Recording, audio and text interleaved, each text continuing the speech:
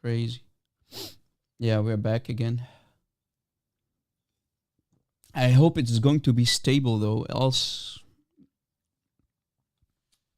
Yeah, we have 31 people on TikTok. People on TikTok, can we do a better job than this? People on TikTok, can we do a much better job? Can we do some tapping on the screen, guys? Tap, tap, tap. We're back. If you restart. Okay, we're back. Yeah, YouTube is suffering. I don't know what's. Maybe it's. I don't know what's going on. But we're back. It seems it's stable again. Okay. Give me a second. Why is this happening to me? Why is this happening?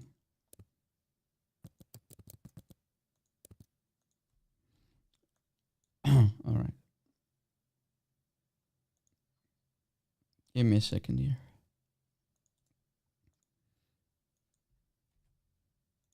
Okay. All right. Let everybody know that we had to restart on YouTube. TikTok seems to be fine. Discord is not the problem as well. It's YouTube. Okay, so part 2.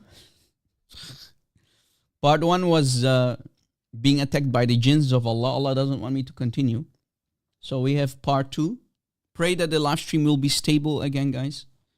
Unfortunately, we had to do a part 2. Demonic attacks, it is what it is. Is everybody back again? 44 people on YouTube. Okay, slowly the numbers are growing. All right. Again, Allah is tired. Allah is tired. Allah is tired. Yeah, Allah started to ejaculate from underneath his throne. So forgive me, guys.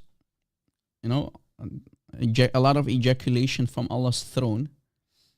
Rob, yeah, that's what Allah does on Judgment Day. On Judgment Day, Allah will leak semen from underneath his throne. Allah's throne will leak semen. It's an authentic hadith.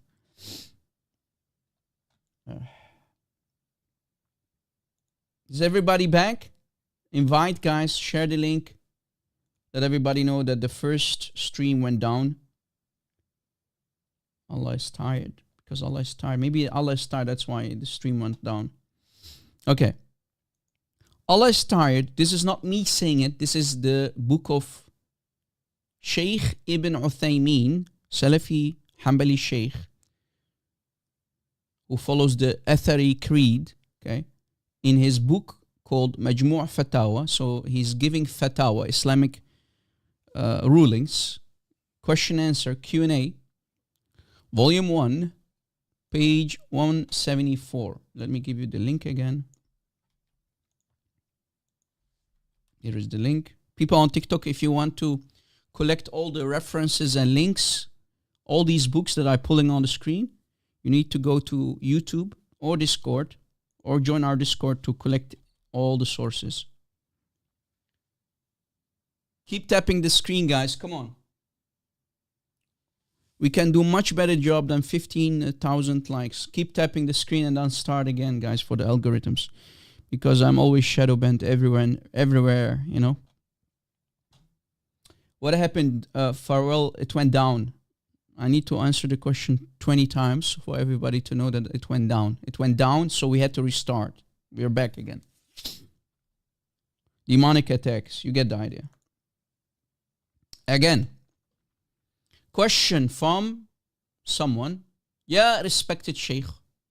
Ya Fadilat al-Sheikh. Should we say that Allah, may He be glorified and exalted, has the attribute of tiredness? That's the question on the screen in the blue. Okay, you see the question mark here on top? That's the question. Okay, question. Respected Sheikh, should we say that Allah, may He glorified and exalted, has the attribute of tiredness? Answer in the yellow on page 174. Page 174. Answer in the hadith. So Shaykh Uthaymeen Shaykh al-Uthaymeen is answering. In the hadith of the Prophet, so I'm translating for you guys, it is said, verily Allah does not get tired until you get tired. And some scholars say that this is the evidence that Allah has the attribute of tiredness. This is Shaykh al-Uthaymeen saying it, not me. Shaykh al-Uthaymeen, okay? Shaykh al-Uthaymeen, Ibn Uthaymeen, Shaykh Ibn Uthaymeen, okay? Shaykh Ibn Uthaymeen. Shaykh Ibn Uthaymeen saying it. Some scholars say that this is the evidence that Allah has the attribute of tiredness, okay? And then he continues, however, remember always there is an answer for disasters that Muhammad created for the Muslims. Because this is the dilemma that Muhammad created. Now, 1400 years later, the scholars will answer. And who is Shaykh al-Uthaymeen? He's a big hotshot in the Salafi scene, okay? He's a big scholar among the Salafi scholars. However, he continues, Allah's tiredness is not like the tiredness of created beings. However, Allah's tiredness is not like the tiredness of created beings. So that's his answer, guys, for the disaster that Muhammad created. However, Allah's tiredness is not like the tiredness of created beings.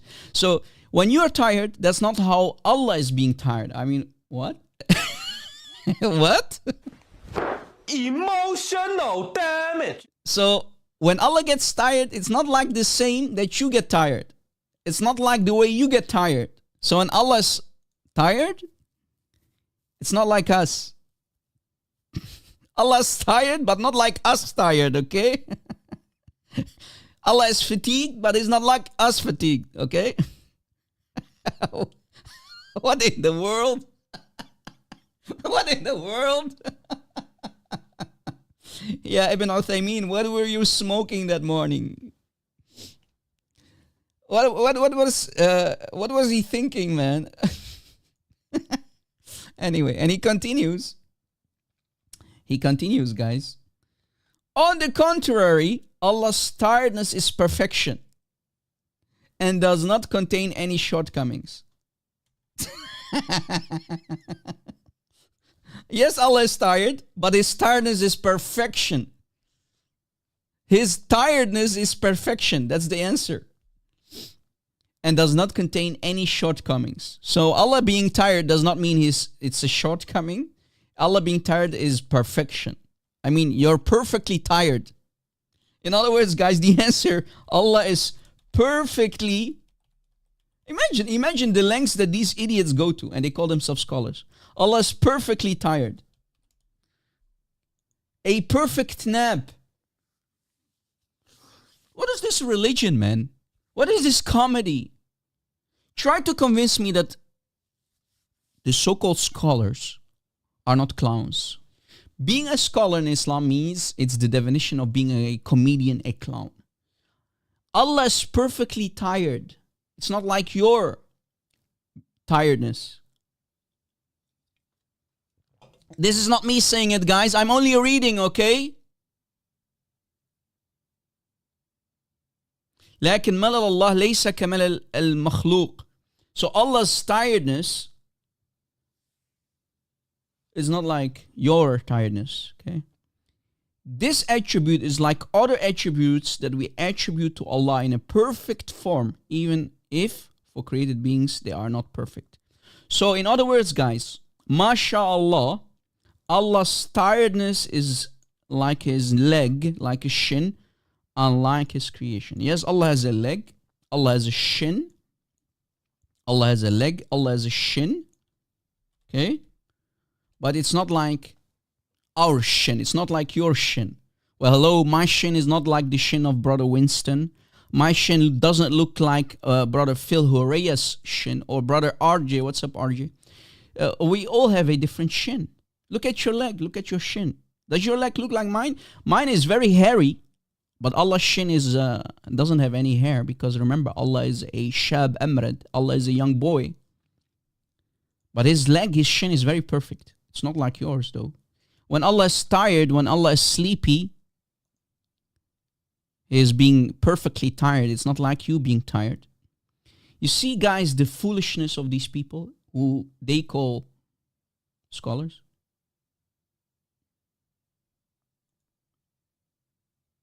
Did you catch it? This is not me saying it. This is again Majmu' al-Fatawa by Sheikh Ibn Uthaymeen, the Salafi Athari Sheikh, on page 174. Question number, let me type it out. Question number 85. Okay? So the questions are numbered on page 174. Page 174. This is beautiful. This is beautiful, guys. I mean, they are doing my job for me. On top of that, did you know that Allah will become fat? Allah will become fat. So, guys, Allah now looks like this, like Thor in the movies. You know, have you seen the Marvel movie? Allah looks like this now. Allah, is in a good shape.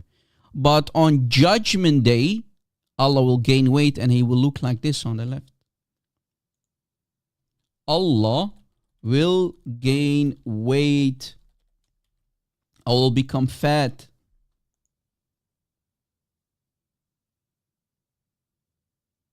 So Allah is improving. And sometimes, when he has a bad time, when he's tired. So I'm connecting the dots, guys. When Allah is tired, sometimes he will, gain weight. What? Any Muslim? Is there any Muslim? Is that how Allah looks like on Judgment Day? Is that how Allah looks like on Judgment Day? Hey, how are you? Yeah, hello? Hey, yo, you were just talking about the thing that the scholar said, right? I just found the real hadith that mentions the narration, okay? Yes. Inside the real hadith that he mentioned right now. It's Yeah. in الاستذكار الجامعة, okay? المذاهب وفقهاء الأمصار, in this book. Okay, what's Page your... number What are you 209, trying to say? Be 5. specific, brother. Be specific. So I'm just trying to say to you because the shadow of it says a different thing, bro. So, Yeah, you just Ibn yourself. Uthaymeen has no idea what he's talking about, right? No, it's what they mean, but yeah, he mistaken himself. He just mistaken himself right now. So Ibn Uthaymeen doesn't know what he's talking about, right? Sheikh Ibn Uthaymeen, you know more than him. What they mean, I don't care about who is he, bro. Okay. But I am really damn sure that this person really mistaken himself in something. Okay, let's say you know better than... okay, slow down, Enderman.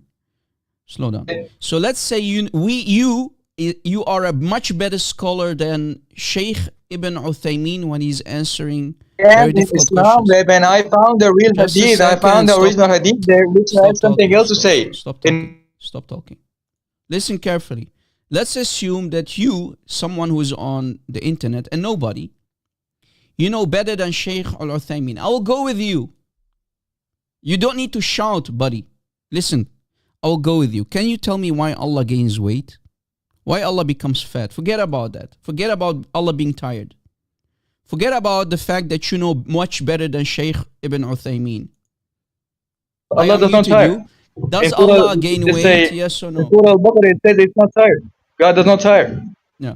Okay. Does not feel anxiety. Okay. No problem. I will go with saying you. Something else, bro. The hadith exposition is saying something else. One more time. Forget about it. Let's assume that Sheikh Ibn Uthaymeen doesn't know what he's talking about. You know better than Allah. You know better than Sheikh Ibn Uthaymeen.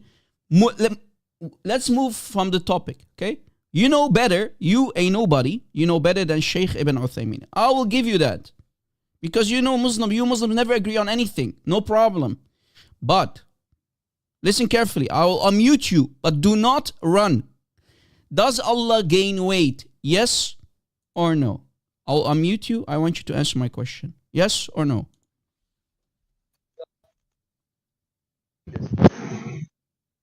Go ahead.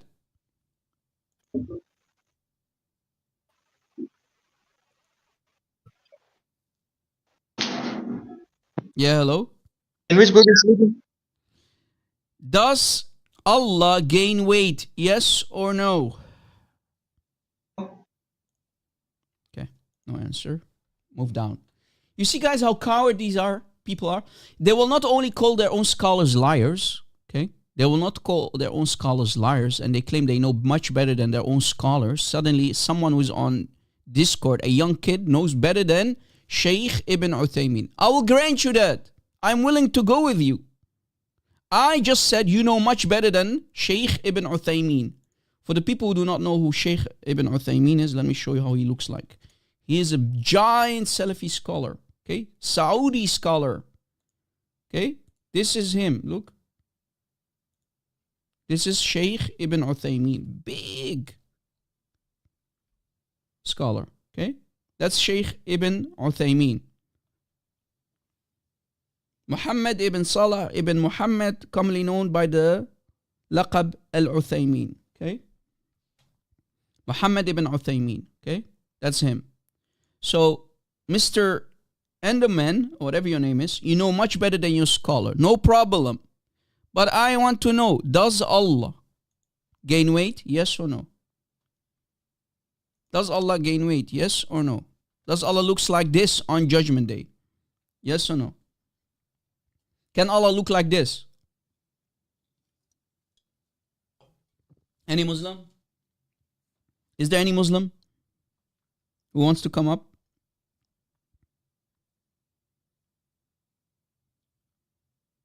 Any Muslim? No Muslim? Why is that?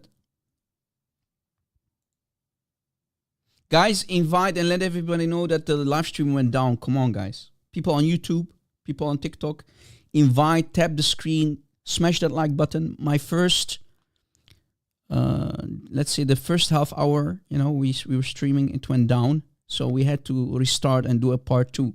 Come on, guys. Let everybody know, because many people, they don't realize when we go down, we will try again. Nobody's going to try to stop us. Even if there are demonic attacks, we will start again. I don't understand why people are so lazy to check again if Rob Christian is live. Again, does Allah look like this? Yes or no? Will Allah look like this? Yes or no? Voyager, are you a Muslim? Yes, I am. Okay, what kind of Muslim are you? I'm a Muslim. What kind of sect do you follow? It doesn't matter. I'm just a Muslim. It does matter. Are you Sunni? Are you Shia? What are you? I'm a Muslim. Let's leave it at that. And are you a Quran only Muslim? No, I'm not. Okay, so you do follow the Sunnah of Rasulullah? Yes. Okay, so you're a Sunni. Why is it so hard to say that? No, it's not hard. I'm a Muslim, and I want to just leave it at that. Beautiful.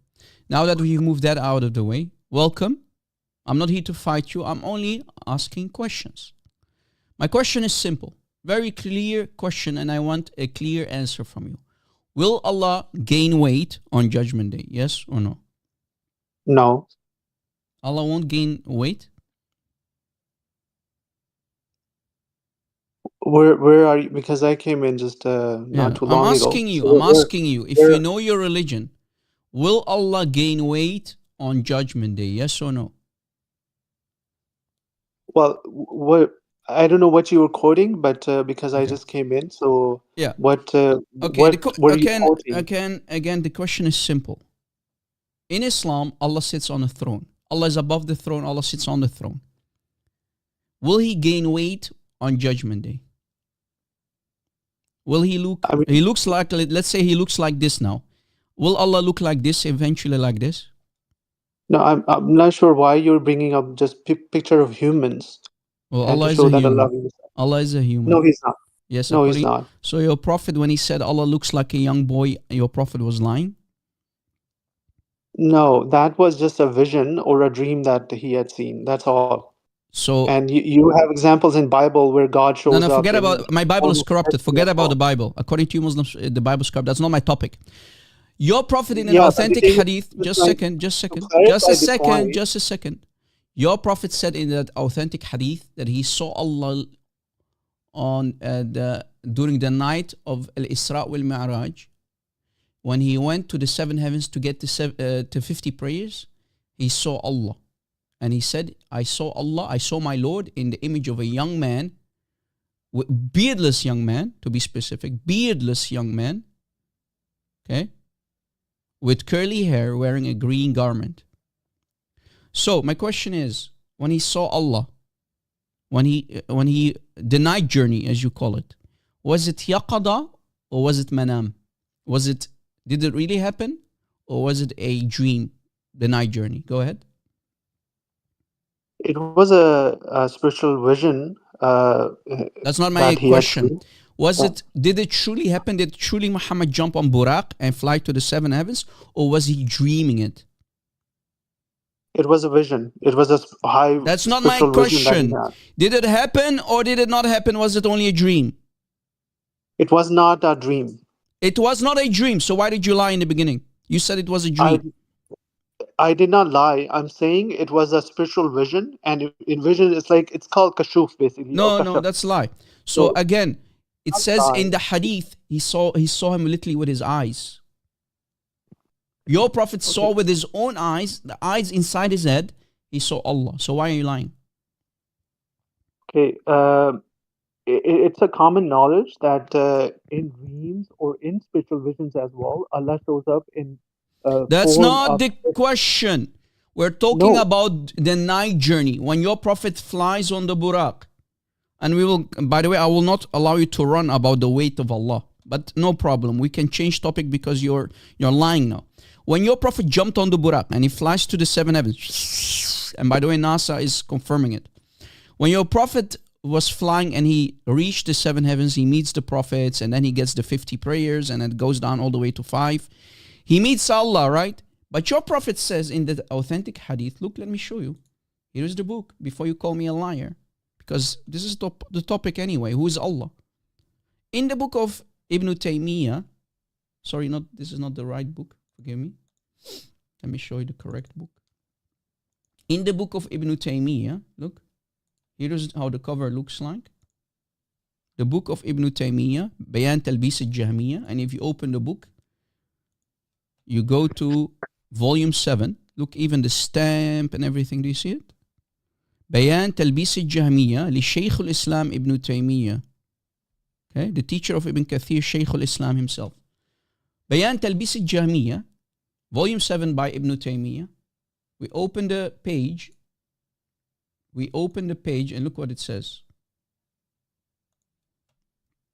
Page 290. That's where we're going to go to.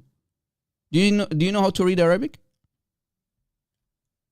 Well, you know what? There's no point bringing up any of the other books because our understanding of who Allah is comes from the Holy Quran.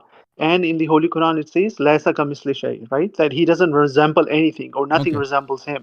So you cannot compare him. That's a different topic. That's a different topic. No, hold on. Let me answer your question.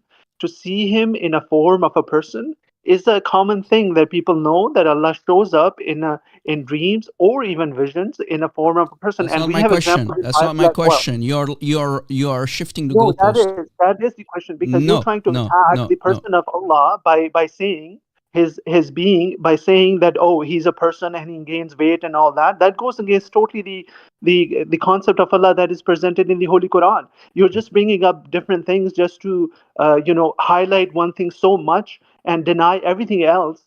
Okay. And are you done? Are you done? Fundamentals first. Are you done?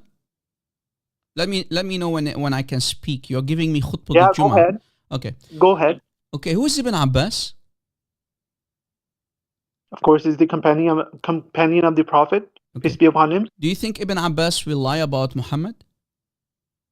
No. Okay, beautiful. Look, Ibn Abbas, when he's asked, look, Ibn Abbas, هل رأى محمد ربه? قال نعم.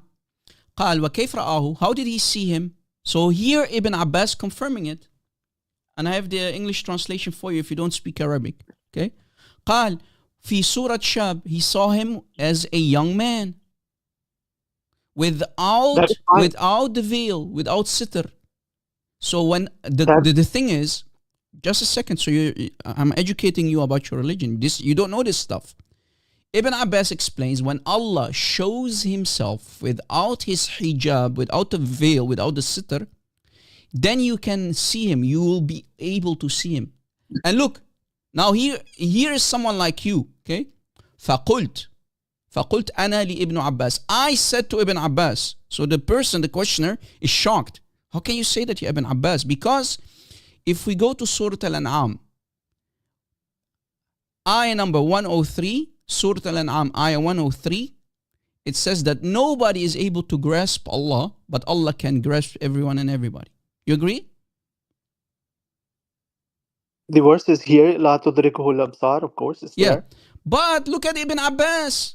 قال ابن عباس لا أم لك, you have no mother.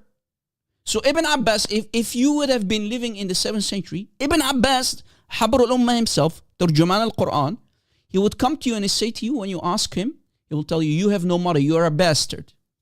So who knows better, you or Ibn Abbas? And let me pull the translation for you, so you can read it. Okay. I know this. You have no mother. So Mr. What's your name? Mr. Voyager. Let me say it. Let me repeat the words of Ibn Abbas. You Voyager, you have no mother. You are a bastard, according to Ibn Abbas. La umma lak. What do you think now?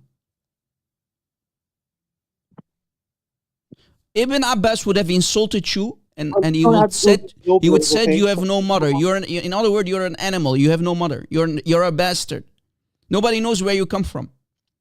You know what? You don't have to do this low blows. It's on the screen. I have nothing to do with it. But you're moving towards me, so you don't have to do that. So Ibn Abbas, who should not have said it to his fellow Sahabi, to his fellow companion, was questioning him. Are you trying to question me? I'm Ibn Abbas. Okay. Listen, when you're done, when I can speak, let me know. I'm not done. Okay, so continue listening so I can educate you about your religion. So Ibn Abbas, stop talking. Okay. Stop talking. Ibn Abbas said, you have no mother. Yeah, you Voyager, you have no mother. That is his light, Nur, that is light. If Allah... Stop talking. You're asking me to finish. I'm not done. Tell me when you're done. I'm not done. I'm reading. I'm only reading. You have no mother. That's his light, Nur, that is light. If he appears with his light, so if Allah appears with his light, then no one can grasp him. So if Allah appears with his hijab, and the hijab of Allah is his light, so the veil of Allah is his light, then nobody can grasp him. Nobody can see Allah. But if Allah removes his hijab, if Allah removes his hijab, his nur, his light, then you are able to see him. And this proves that he, Muhammad, saw him during the night of Al-Isra wal-Mi'raj, during the night journey. And he reported that he saw him in the image of a young man without a veil. Pay attention, without a veil. So that's why Muhammad was able to see Allah physically with his eyes and his feet in the green. So Allah has green feet, maybe green shoes, whatever. And this thing is opposite to the verse. And the explanation for that is what we said earlier. It's necessary that it is seeing with the eye, physical eye, not some dream, as reported in the Marfu' Sahih Hadith, connected Hadith, from Qatada, from Ikramah, from Ibn Abbas. We go to the Arabic again. إنها رؤية عين. So it happened with the eye. Muhammad saw Allah with the eye, with his own eyes. كما في الحديث الصحيح المرفوع عن قتادة عن عكرمة عن ابن عباس قال رسول الله. Muhammad said, chain of narration is صحيح, مرفوع, connected all the way to the mouth of Muhammad. رأيت ربي في صورة شاب أمرد له وفر جعت قطط في روضة خضراء. So your prophet was able to see Allah. And if you deny that, Ibn Abbas will call you a bastard. Go ahead. Now I'm done. Go ahead. Okay. First of all, before you speak, you have to give me the same amount of time that you speak for. Okay. If this is not a debate or discussion, then let's be courteous with each other. If you take 1 minute, then I'll take 1 minute. If you take 5 minutes, I'll take 5 minutes. So let's be fair about this. Continue. Okay. It seems. But I promise you. But wait a second. I promise you. if you lie, I will cut you off, and I will rebuke you, and I will show everybody that you're lying. So do not lie. Go ahead. I have no purpose of lying here anyway. Okay, I'm not here to lie. Okay, I go get ahead. nothing. But if you lie, I will cut you. I will cut you off, and I will correct you. So go ahead. It doesn't matter. First of all, I don't need an approval of a stamp from you for my faith or my belief in Allah. Go ahead. Stop the victimness. Go ahead. Yeah, because you're the one who. Go ahead. I have no time for your bullcrap. Go ahead. So basically, our understanding comes about Allah in regards to who He is, His essence and attributes, and what He does in the world through the Holy Quran, which is the revelation from God. So anything that contradicts the Holy Quran, we do not accept it. As far as the hadith that you quoted, it does not contradict the Holy Quran for the reason because it's a common knowledge among Muslims that people in dreams and even visions see Allah in a form of their loved ones or people as well. But that's not what it's talking about. That's not what it's talking about. You're lying again. Yes, I know. You said you're not going to lie to me, but you're repeating what you said earlier. Do not repeat what you said earlier because I already corrected you. Do not repeat it. This is not about dream. This is about reality. Your prophet, when he flew to the seven heavens, no, stop. I'm correcting you. You're lying in front of me. The hadith is clear. The speech of Ibn Abbas is very clear. If Allah removes his hijab, you're able to see him. So when Muhammad met Allah, okay, when Allah was praying, Jibreel told him, stop, let Allah finish his prayer. Okay, Allah finished his prayer. And then Muhammad was able to see Allah because Allah removed his hijab. Allah removed his hijab that is created from light, the nur of Allah, right?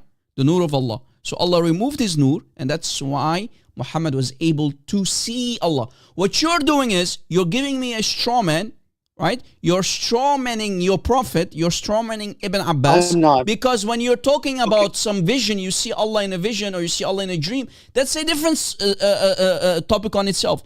We're talking about the night journey, specifically in an incident that happened with your prophet, when your prophet flew to the seven heavens to meet Allah, to get the 50 prayer. That has nothing to do with you or your mother or your grandmother or your sister. This is about your prophet and your prophet alone. Your prophet was able to see Allah. So Allah, stop interrupting me. Allah looks like a young man. And if you reject that, Ibn Abbas will say to you, you have no mother, you bastard. Are you a bastard? Yes or no? Go ahead. In regards to hijab itself, there's another hadith which mentions that Allah's hijab or his veil is light. And if he were to remove that veil, then everything in existence would perish away or get annihilated. So that means that what you're doing is you're taking one narration and, by the way, just making it as a primary thing, it starts to create all these contradictions in many of the verses of the Holy Quran and Hadith as well. Abdul, stop, man. Stop. Okay. What are we going to do with this hadith? No, hold on. You hold on. You still did not address the hadith. Is this me saying it? Or is this your prophet saying it? That he saw Allah in the image of a beardless young man with curly hair wearing a green suit. Address it. This is your prophet, not me saying it. Did your prophet lie when he said, I saw my Lord in the image of a beardless young man with curly hair wearing a green suit? Go ahead. Look, I already said that I don't deny this particular hadith for the reason. So what are you going to do with it if you do not deny it? Okay. Yeah, so what we understand it is that, as I mentioned, I don't need to repeat myself again and again. I said that this is a known fact. Like, actually, this has happened to someone that I even know. Do not repeat yourself about someone who saw Allah in a dream or Muhammad in a dream. That's not the case. That's a different thing. I see Jesus sometimes in my dream, no problem. But that does not mean that I physically went to the heavens and I saw him and I spoke to him face to face and I was able to see Jesus.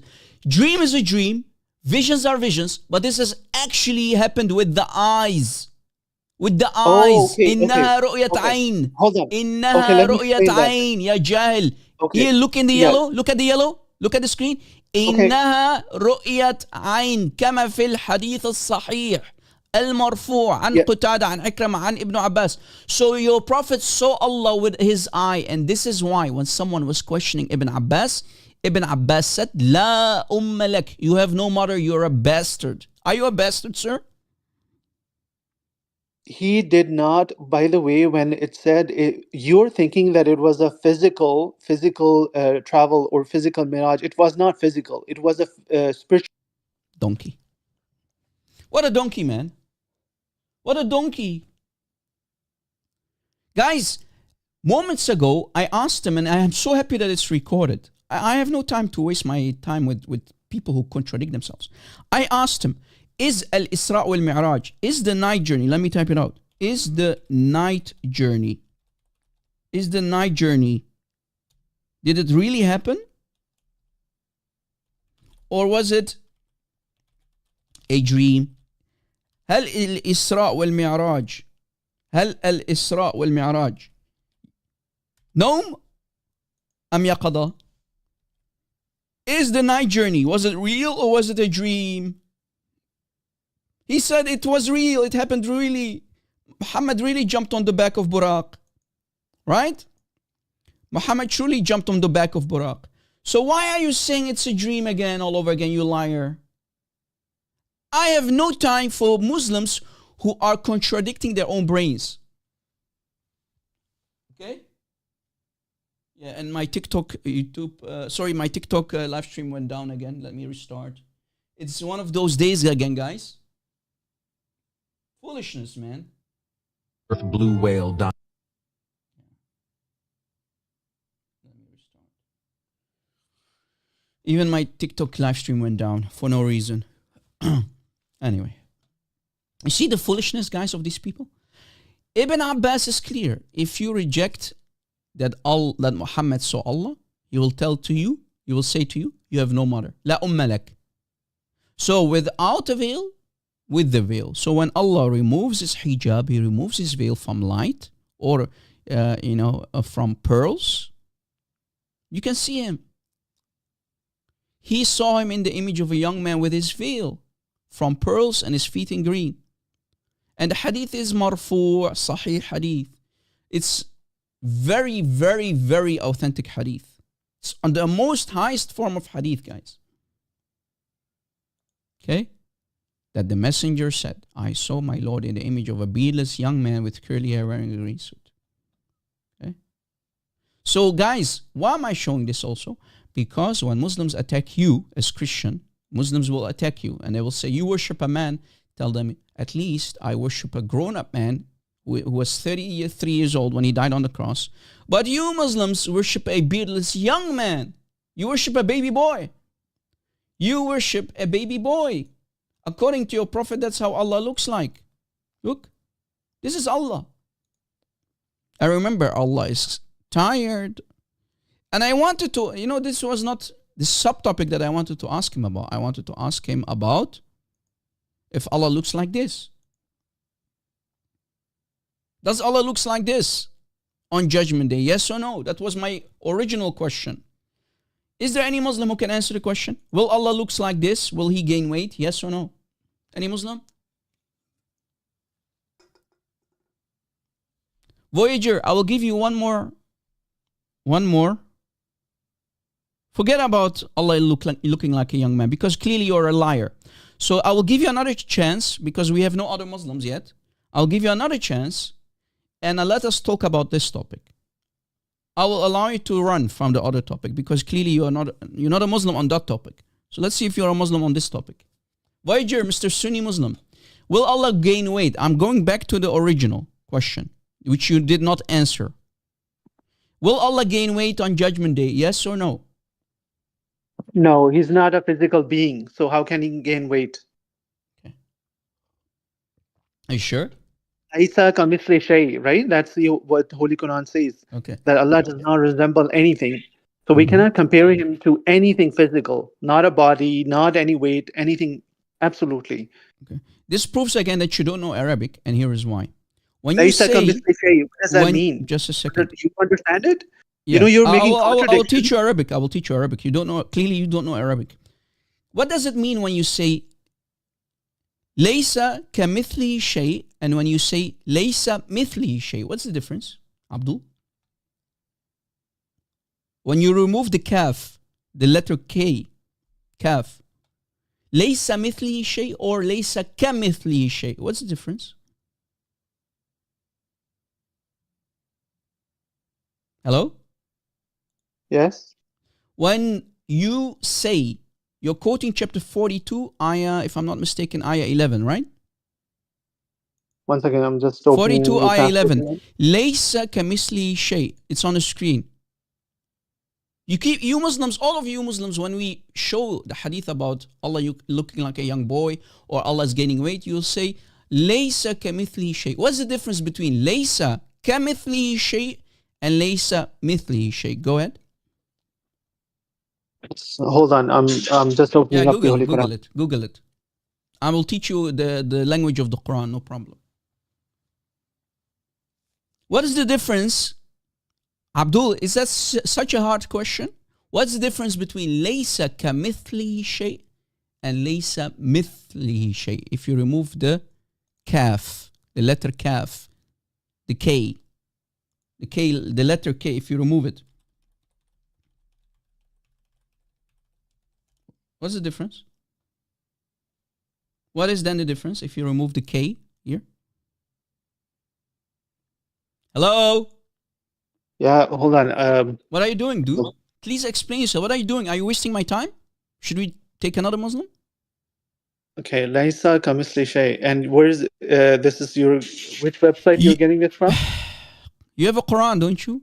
Quran.com, QuranWow.com, any website, or even the physical Quran. Go to chapter 42, ayah 11, because this is what you said. You brought this ayah up, not me. There's nothing like unto him, right? So what's your point? Okay. I will repeat my question for the third time, or maybe fourth time. I even started to lose count. What is the difference? Listen so you can answer my question, Ya Abdul ibn Abdul. La umma lak. And I'm repeating after Ibn Abbas. What is the difference between laysa kamithli shay and laysa mithli shay? So if I remove the K, the kaf. Go ahead. I don't know, but the translation of this particular verse and the understanding is that there's nothing that that's a false translation. Like it, no, it's a false translation. You know why? Let me explain to you. Because this is the problem of you Indonesian and Afghanistani and Pakistani. You don't know Arabic. That's the problem. You follow a religion. Stop talking. I'm educating you about the Arabic.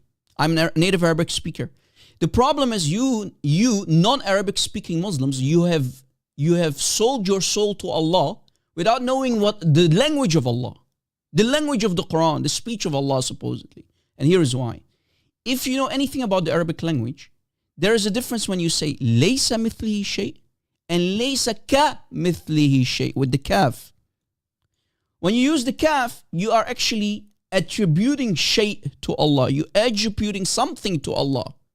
But if there was no kaf, laysa mithlihi shay, then I would have not had an argument. You brought this on yourself when you just mentioned this ayah. Here, actually, we have the attribution of shay to Allah because the letter kaf is added to mithlihi. Ka mithlihi. For example, let me give you an example. Kal himar. What does it mean, kal himar? What does it mean? Or karraqasa. What does that mean when I add the kaf? Can I speak now? Yes, explain. Okay. So basically, you're bringing up two different examples, and all of the translation of the Holy Quran that you can pick up, the translation of the Holy Quran, and you're saying from hundreds of translations of those Arabs who have done the translation, and you're saying your translation is correct, and hundreds of the translations of the Holy Quran are incorrect. That's beside the point, and one point. And the other thing is, you're not answering my question. Okay. You are not answering my question. You brought this on yourself. You quoted this ayah, not me. You said moments ago, when I was talking to you about Allah being a young boy, according to your prophet, without a beard. You brought this ayah up. You said, Laysa kamithlihi shay. And because you brought it up, I am going with you. So I'm asking you, what's the difference when I put the kaf without the kaf? I explained to you in the Arabic language. And I'm giving you examples. Kal himar, kal raqqasa, a dancer, like a donkey. So because we have the kaf of a tashbih, so let me put it also for the people who are listening. This is the problem of you non-Arabic speaking Abduls. When you add the kaf, it becomes the kaf of a tashbih. The kaf of tashbih. Shubaha to Allah. So Allah becomes like you and me. So if just a second, if the writer of the Quran would have said, Laysa mithlihi shay, without the kaf, then I would have not had an argument against you and your Allah. So this proves the point of Ibn Abbas that Allah does look like a young beardless boy. Go ahead. I already explained that point. I'm not going to repeat myself. So, in other words, you don't know Arabic, right? There's another attribute. Hold on. There's another attribute, which is Allah's, the name, one of the attribute is Al-Latif, right? That He's very subtle. And this means subtle. Abdul, you see what you're doing? When I pin you down, you move to another topic. I'm talking about this ayah that you brought up, not me. You said, Laysa kamithli shay. I'm explaining to you in the Arabic language, when you use the kaf, this is the kaf of a tashbih. Like kal himar, like the donkeys. Kal himar, make like the donkeys. Kal raqqasa, kal this and kal that. Kamithlihi, like him actually. So if Allah like unto him, what is the issue with it? What's your issue? I don't understand. I'm not done. Not done. Ya Ahmar ibn Ahmar, like Allah. Like Allah, you're Ahmar. Laysa ka mithli shay. This is the kaf of a tashbih. If Allah would have said Laysa mithli shay, I would have not had an argument. Do you see, guys, how important it is to know Arabic to destroy Allah? The kaf of attribution, exactly. Here, Zedam, who is an Arabic speaker on Discord, he agrees with me. Look. Zedam says the kaf of attribution, exactly. Let me copy your text, brother. Good job. The kaf of attribution. So there is now a shay added to Allah, the shay, the thing. So actually, the correct way is, there is something like him. So this is, yes, a false translation. So if the kaf was removed, then I, Rob Christian, would have not had an argument against you and your Allah. Do you have any answer about this, yes or no? And keep bringing stuff up so I can barbecue. Let me unmute you again. Address this. If you don't know, say I don't know, then we can move. If you don't know, say I don't know. I'm not an Arabic speaker. Move, Rob Christian, to another topic so I can pin you on another topic. Go ahead. So you tell me all of those hundreds of translations, those are all wrong, and your translation is yes, correct. Because you are lying. You Muslims are lying when you translate. No. Okay. First of all, your purpose is to basically, create doubt. Okay, listen. What's the difference? Again, let me answer you. Let me ask you again. What's the difference between laysa kamithlihi shay and laysa mithlihi shay? Answer, please. Even if you take it as you're presenting it, it doesn't mean that there is something that resembles Allah by this translation. Yes, because your prophet said he saw Allah in the shape of a young man without a beard. So yes, there is a difference because the kaf is added. And this is the attribution. This is the shape of Allah. Allah is compared to a thing. Allah is compared to a thing. There's a difference between, let me copy the text. There's a difference between kamithlihi shay with the kaf, the letter kaf, versus without the letter kaf, versus laysa mithlihi shay. So I'm making it easier for everybody in the chat. Without the letter kaf. Did you catch it? Huge difference. There's a difference between لَيْسَ مِثْلِهِ شَيْء against what the Quran says, لَيْسَ كَمِثْلِهِ شَيْء. The kaf of attribution. الشيء to Allah. Did you catch it? If Allah would have wanted to say لَيْسَ مِثْلِهِ شَيْء, then we had no point against Allah. لكن قال, as we say in Arabic, لكن Allah قال كَمِثْلِهِ شَيْء. So the conclusion is, the writer of the Quran actually proves that Allah is comparable with something else. Allah should have said, لَيْثَ مِثْلِهِ شَيْء. لَيْسَ مِثْلِهِ شَيْء, not كَمِثْلِهِ شَيْء. So you Muslims, when you quote this ayah, chapter 42, ayah 11, you are burying yourselves in front of me. And you are doing my job for me. And this is why I have a point, that Allah looks like a man. The shade.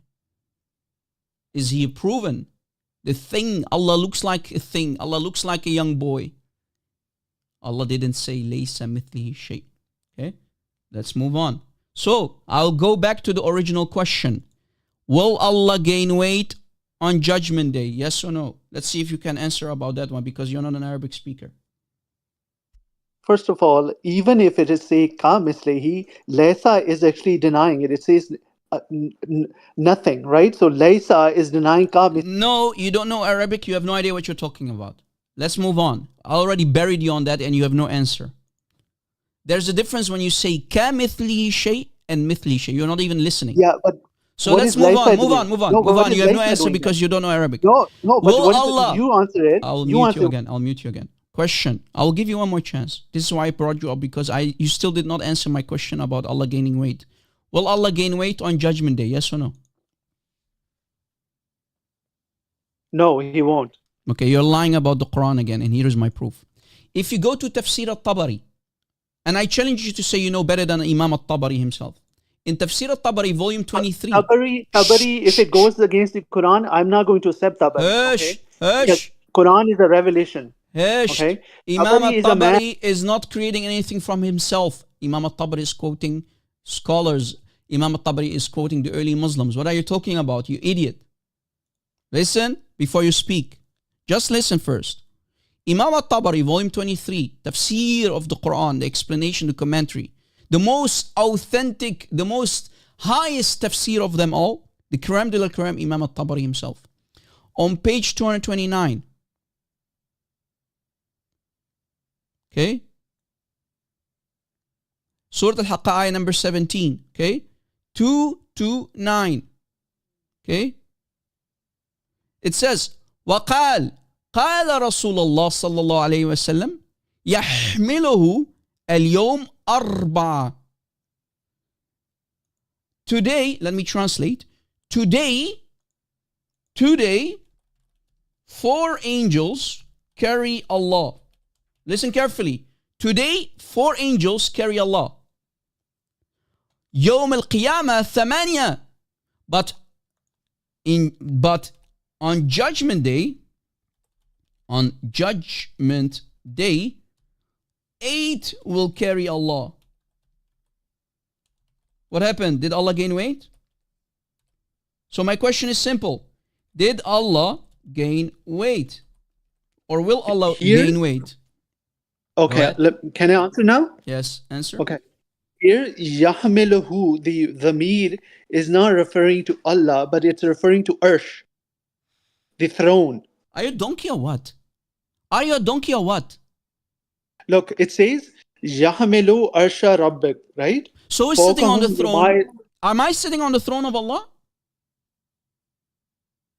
Look, who refers to the throne, not who is sitting on the throne?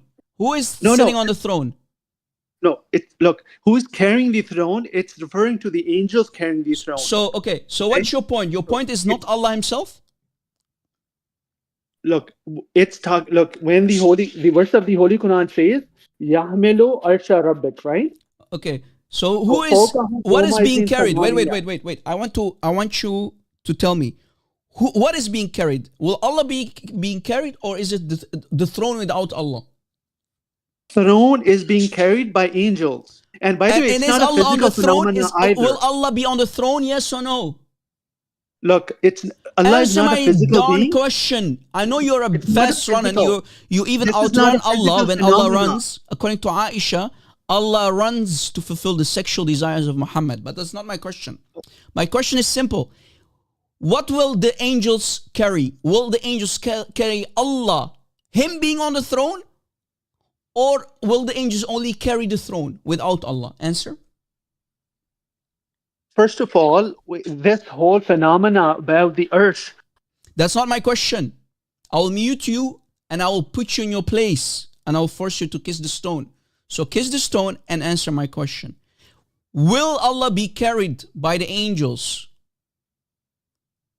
while being on the throne, or will the angels only carry the throne? Answer, please.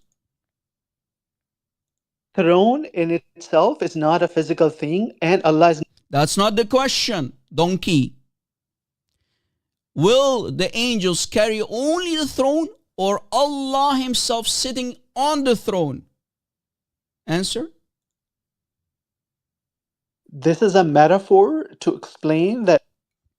Donkey, that's not my question. Will the angels carry Allah together with His throne, Him sitting on the throne, or will the angels only carry Allah, Allah's throne only? Answer. In the verse of the Quran, it refers to that the throne will be carried, but it's not a physical phenomena in any case. That's not my question. Again, will the angels carry Allah together with His throne, or will the angels only carry the throne? Answer, please. The way you're understanding it, that this is a physical phenomena, that Allah will. That's not the question. Last warning. Last time. Will the angels carry Allah? Or actually, they are carrying Allah as we speak. Al-Yawm means today. Will the angels carry, or are the angels carrying Allah together with His throne, or only the throne? Answer, please.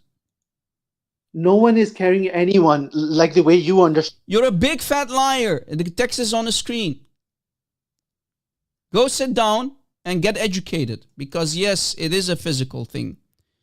So guys, again, for the tafsir of the ayah, for Surah Al-Haqqa ayah number 17, Quran, Allah is being carried today by 4 angels, and on Judgment Day, 4 more angels will be added to carry Allah together with His throne. Look, and here's the proof. In Ithbat al-Had Lillah, in this book called Ithbat al-Had Lillah, the attributing limitation to Allah. Literally, this book is called, the kitab, the book is called attributing, or the proof that Allah has limit. Allah is limited. Literally, that's the name of the book. Imagine. The name of the book is Proof, Ithbat, the proof that Allah is limited, by Imam al-Dashti al-Hanbali, Hanbali scholar. That's why his name is al-Hanbali, al-Dashti al-Hanbali, very big Hanbali scholar. Look, on page 224, Ithbat al-Had Lillah Azza wa Jal, the limitation to Allah. Allah is limited, guys. Yeah, because Allah, Allah walks funny, Allah is limited. What a perfect limited God. Again, guys, what a perfect, tired, limited God. Remember, we proved in the beginning of the last stream that Allah is tired, but His tiredness is perfection. What a perfect, tired, limited God. Okay? Look what it says on the screen. It literally says that Ar-Rahman will gain weight. Not the throne. Literally, it's on the screen. Again, translation. Translation is Allah Himself will gain weight. What do you think now? Allah will gain weight. That's literally what it says on the screen, not the throne. So if Allah gains weight, Allah is physical, because weight is physical. So Allah is a physical being. Allah looks like a young boy without a beard. Right? and Allah himself will gain weight. So Allah will gain weight. This is how Allah will look like. Allah used to be looking like this. I mean, tired, and in a good shape. But on Judgment Day, on the left, Allah will gain weight. Not the throne of Allah. The throne of Allah will stay intact. But Allah himself will gain weight. That's not me saying it. This is your scholar, Al-Imam al-Dashti al-Hanbali, saying it in his book. And we have books. Allah gaining weight, guys. Imagine, Allah will gain weight. You see, when I say you Muslims have no idea about your religion, I'm not lying. You Muslims are foolish about your religion. And specifically, you wanna be Arab Muslims like you, Voyager. You don't know Arabic. You have sold your soul to Allah. You have sold your soul to Muhammad, but you don't know any Arabic. And let me pull up the link for this book, guys. For this book. Let me give you the link. Allah gaining weight, man. Allah is fat. Allah will be a fat soul. Allah will gain weight, imagine. Allah himself will gain weight. Allah will gain weight. Unbelievable.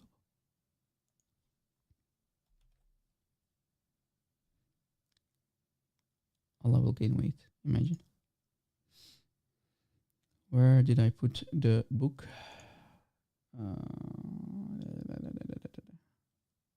Allah will gain weight. Unbelievable.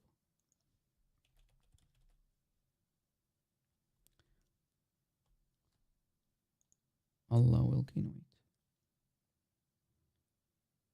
Allah will gain weight. Where did I put that? Where did I put it? Allah.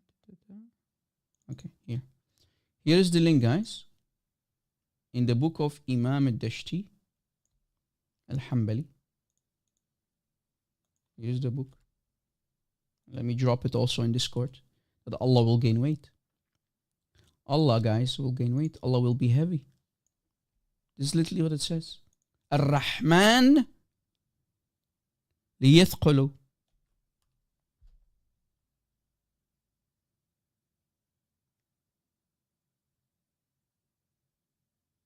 Literally, that's what it says.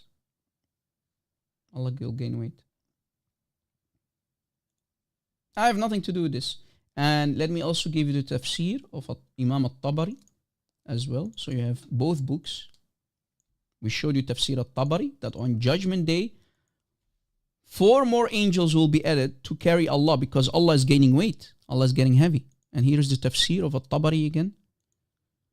4 more angels will be added. So first 4 angels, now today, guys, as we speak, 4 angels, that's what it says, are carrying the throne, right? 4 angels are carrying the throne. With Allah, of course, on top of it. 4 angels will carry Allah. But later on Judgment Day, 4 more angels will be added, which becomes 8 angels in total. Why? Because Allah gains weight. This is Tafsir al-Tabari, volume 23, page 229. Back to back with Ithbat al-Had Lillah, Imam al-Dashti al-Hanbali. Page 224. Allah will gain weight. Thank you very much. See, guys, you Muslims cannot answer questions. What about Allah being shy? Rob, what?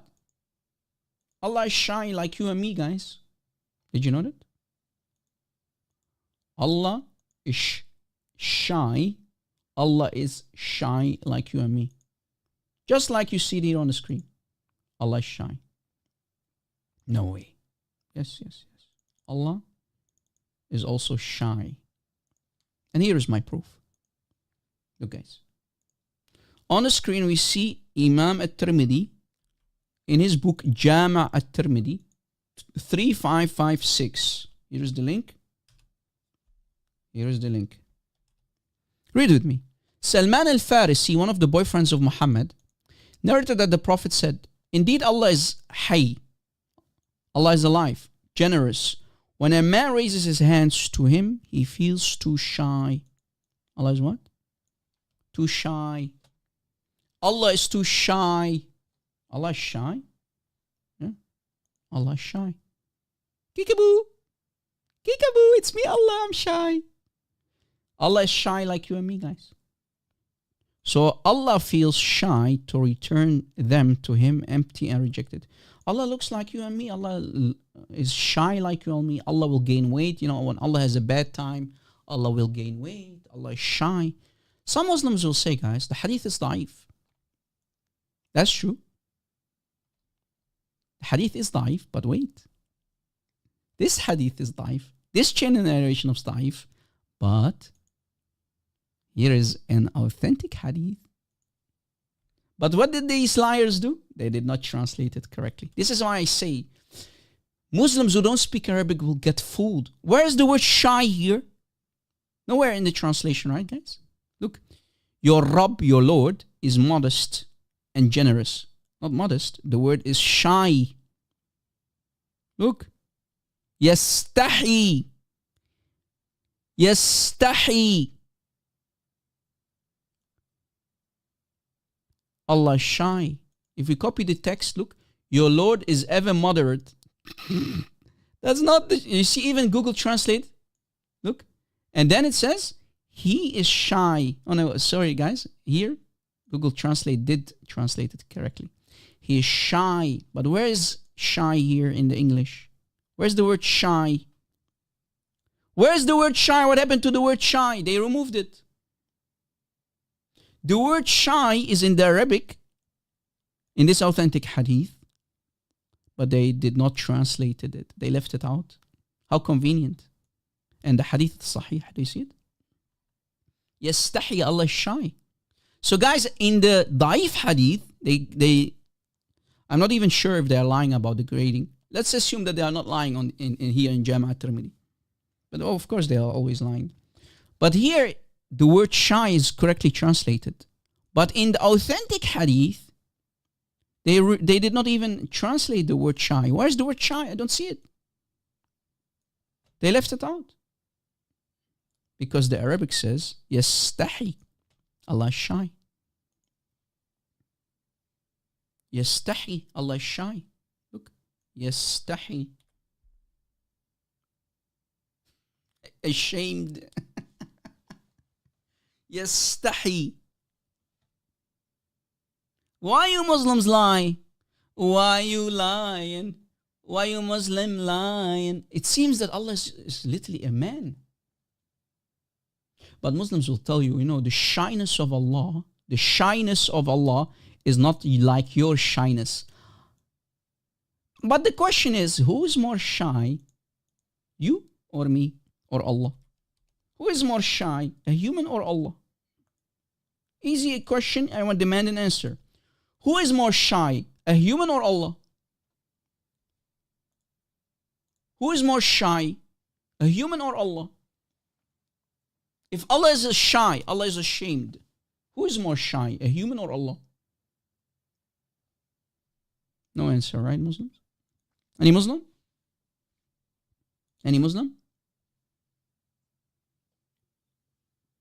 Why you Muslim lying? Why you always lying? Now, do you understand, guys, when I was talking to Voyager moments ago, I told him, you Muslims are getting scammed by these false translations. Yes, Islam is scam, is a huge scam. Because they will deceive you when they know you don't know Arabic. They will leave out words in their English translations. Because here the Arabic says, yastahi. Where is the shy? Where is the Allah shy? Nowhere. But the Arabic says shy, ashamed. Any Muslim? Here is more. If we go to chapter 36 of the Quran, brothers and sisters. Yasin. What does Yasin mean? Yasin. Muslims will tell you these are separated letters. No, it's not a separated letter. It's one word. If it would have been separated, you would have needed a letter that looks like this. If it's separated, like this. This is separated. And the S is separated. So the ya and the sin are separated. This is what we call separation. But it's written as one word. So it's not separated. Did you catch it? They even lie about the Quran. But here's a disaster. If you go to the tafsir, the commentary, guys. Okay? Of course, Nathan, they will lie about farjaha. Without the R, by the way, it's farjaha. Not remove the last letter R, okay? It's farjaha. Okay. Which means fijayji. So guys, what does Yasin mean? If we go to the tafsir of Ibn Kathir this time. Yeah, hello? Sup, Robbie? Sup, Robbie? What's up, buddy? My name is Rob Christian. It's not Robbie. But it's okay, you know. What Hey, Robbie. It's good. What's good, young boy? Like Allah? Go ahead. Why do you worship a young boy?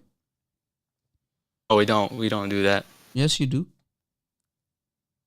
So, as for the hadith in Jami' al-Tirmidhi, this is a mursal hadith. Because you see, Abu Amr al-Aqdi is one of them in the chain. He was born in the year 205 AD, which brings you, actually 157, which brings you 773 Gregorian calendar. Abu Bakr, who was one of the chain in the chain of transmission. Just a second.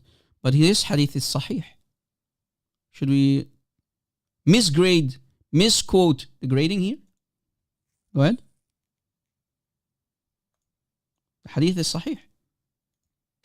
No, it is not, dude. Yes, it Mursal. is. Look, Al-Hakim graded it as sahih. Mursal. The hadith is sahih. Want to read from what the Imam Muslim said? Al-Hakim graded it as sahih. Why are you lying? Completely. A scholar. Why are you lying about Al-Mustadrak ala Sahihain? Mursal hadith is not evidence. Actually, Mursal Al-Hakim hadith is not evidence. Where does it say mursal? It says sahih. Mursal hadith is not evidence, even if it's. It says sahih.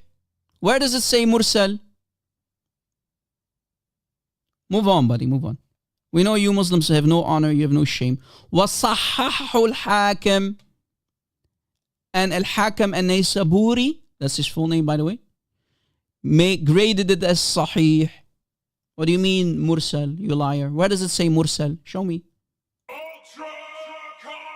Chain of transmission. Look at it.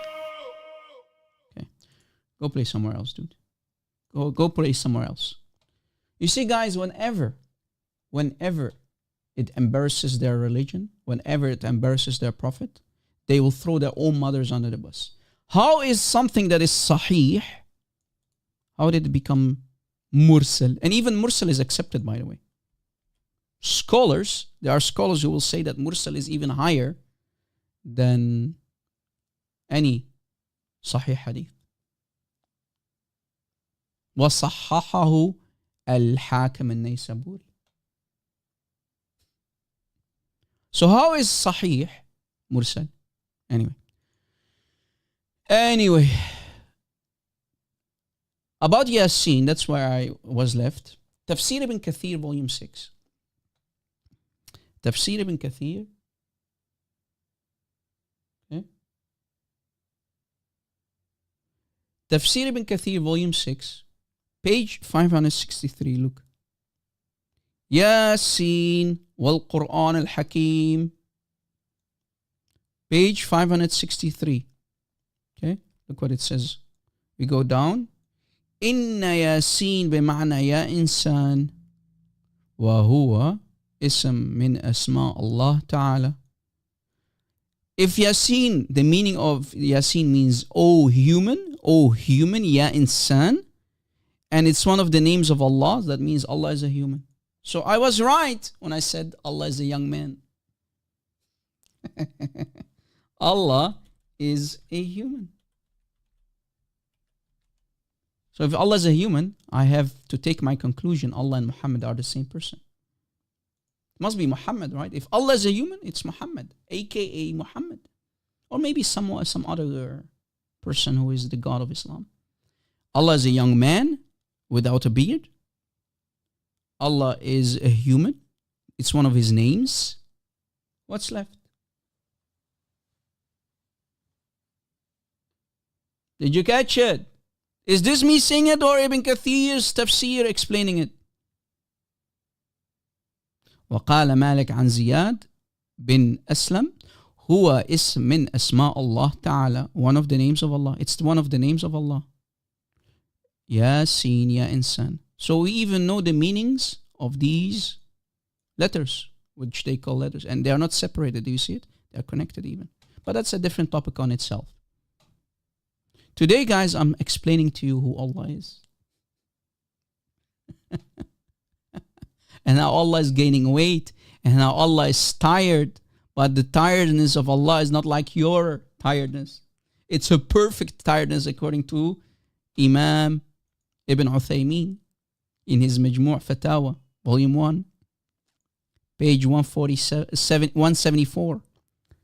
Allah is tired, yes, but his tiredness is not like yours.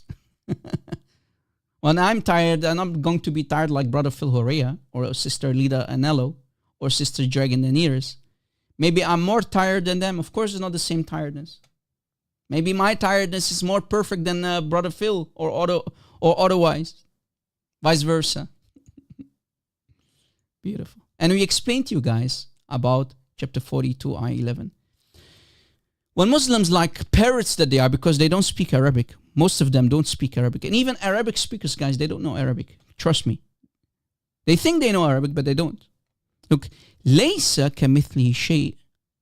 There's a difference when you say لَيْسَ كَمِثْلِهِ شَيْءٍ and لَيْسَ مِثْلِهِ شَيْءٍ. If there was no kaf, the kaf of attribution, Rob Christian would have not had an argument. So when Muslims repeat the Quran and they say, there is nothing like Allah, they are mistranslating it. Because this is the kaf of attribution. Like, كالحمار. Like a donkey or donkeys. كالرقاصة. Like a dancer, a female dancer. Maybe is Allah a dancer, Allah is filthy. Allah is a pimp. You see, guys? Huge difference. Right? Ka. There's a difference between ka, letter kaf, without the kaf. So if Allah would have said laysa mithlihi, without the kaf of attribution, then I had no argument. But since he said ka mithlihi shay, he attributed himself a shay, as something. The attribution of something to Allah. So Allah looks like me and you. You see, guys, how all the puzzle pieces are fitting their right places when I go live. You see how dangerous I am towards Islam, guys? Because I speak Arabic. Better than Allah, better than most Muslims. I'm not saying that I don't make mistakes sometimes. All of us make mistakes, right, guys? But here, I'm more correct than the Muslims. And they are lying to us. There is a difference between laysa mithlihi shay or ka mithlihi shay. Huge difference.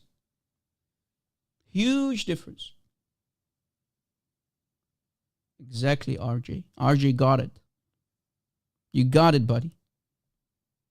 You got it.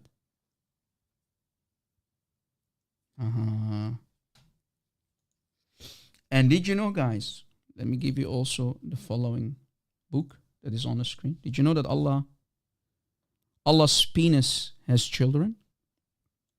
Did you know that Allah's penis has children?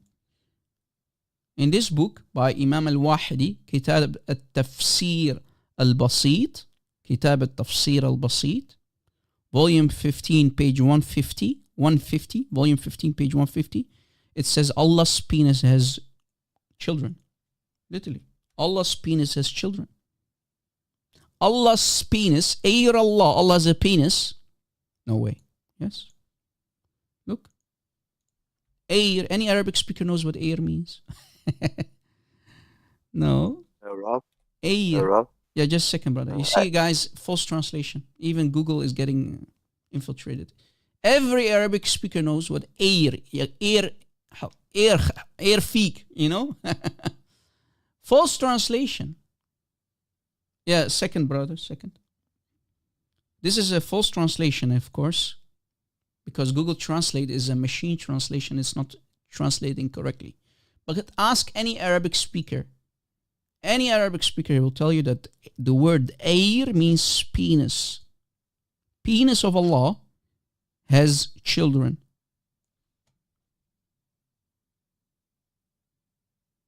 Air Allah, air feek.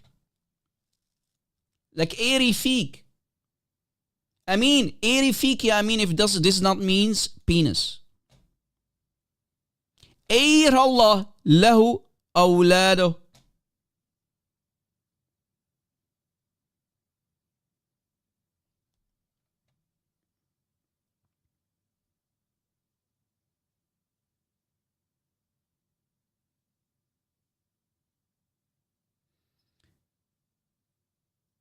Right? Allah's penis has children. Why is it coming out funny on Google Translate? May Allah bless his children? Google is funny though today. How did air become blessing?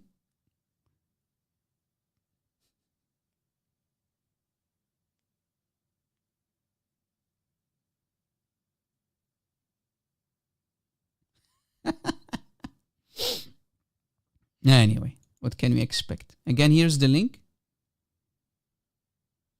Here's the link.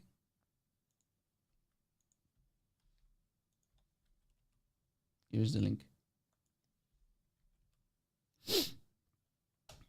And by the way, thank you for the donation earlier, brothers and sisters. God bless you. Now, guys, I want to move forward because I don't have much time today. I want to talk about Farid. Farid tried to refute brother God logic. Farid tried to refute God logic. Brother Avery from God Logic Apologetics in one of his videos. So I want to destroy Farid first. Okay? I am going to destroy Farid first. So let me switch screens for a second here. Just a second. All right.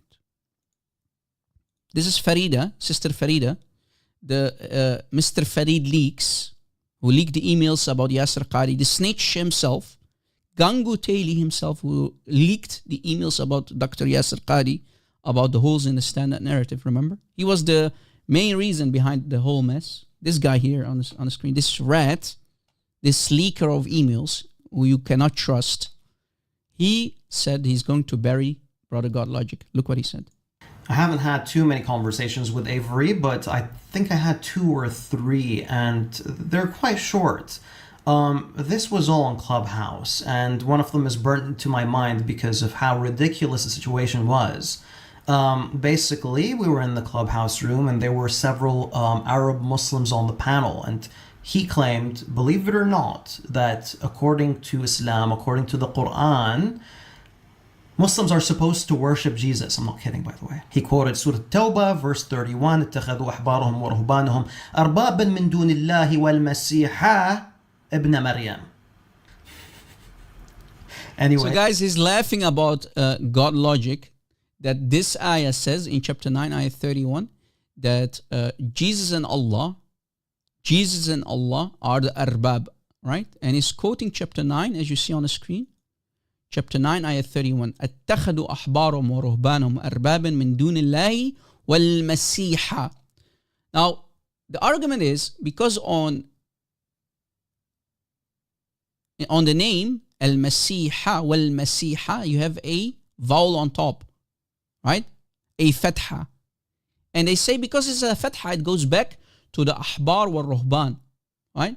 Ahbarahum wa ruhbanahum. Because there are fathas on top. So grammatically speaking, al-Masih, so it should read like this. They have taken their rabbis and monks as well as the Messiah, son of Mary, as lords besides Allah. But that's a false argument. Why? Guys, this is what they do. When you don't know Arabic, they will lie to you and deceive you. Right? They will lie to you and deceive you. And here's why it doesn't work. But let me continue the video, guys. Just a second. Let me continue the video so I can bury Sister Farida. According to Islam, according to the Quran, Muslims are supposed to worship Jesus. I'm not kidding, by the way. He quoted Surah Tawbah, verse 31, اتخذوا أحبارهم ورهبانهم أربابا من دون الله والمسيح ابن مريم. Anyways, so imagine this. Yeah, Avery's like actually saying to a group of Arab Muslims that this is evidence that we're supposed to worship Jesus. And the reason why he's assuming this is because of the order of the words in the verse. So I proceeded to tell him, explain to him that word order is irrelevant in Arabic grammar. By the way, for those that are curious about what is going on in the verse, please check this video out to see how ridiculous some of the other top Christian apologists are. Really, Farid? Suddenly you're the expert on Arabic language? You're the expert in the Arabic language and we are not. I'm not calling myself an expert, but let me bury him. Guys, God logic is right. And this video is, he created in the past, what he's trying to tell you 10 months ago, he created a video to teach supposedly Brother Christian Prince and Brother Sam Shamoun and Brother David Wood, because Brother Christian Prince called in on that live show. So it was an old live show, as you see. Brother Christian Prince called in and he explained chapter 9:31 when Brother Sam Shamoun asked him about it. Okay? But look, the problem is what Farida, because he doesn't know the grammar, what Farida doesn't know is that there's something called in the Arabic language, in the grammar, something called diptotes. Diptotes. Right? Diptotes. What does that mean, Rob? Diptotes. What I'm trying to say is this, guys. Look, if you read it correctly, it should read like this. They have taken the rabbis and monks as lords instead of or besides Allah wal Masiha. So Allah and the Messiah are the lords, not the ahbar and the ruhban, right? Not the rabbis and monks. Allah wa and suwaw al-ataf. But Muslims will tell you because there's a fatha here on top, it goes back to rabbis and monks because there's fatha here on top, and here Allah has a kasra. But Abdul, you never heard of diptos before, right? And here is what I'm trying to say. Al-Masih ya Hmar ibn Hmar, ya Jahil ya Miskin, like any Muslim who is listening, right?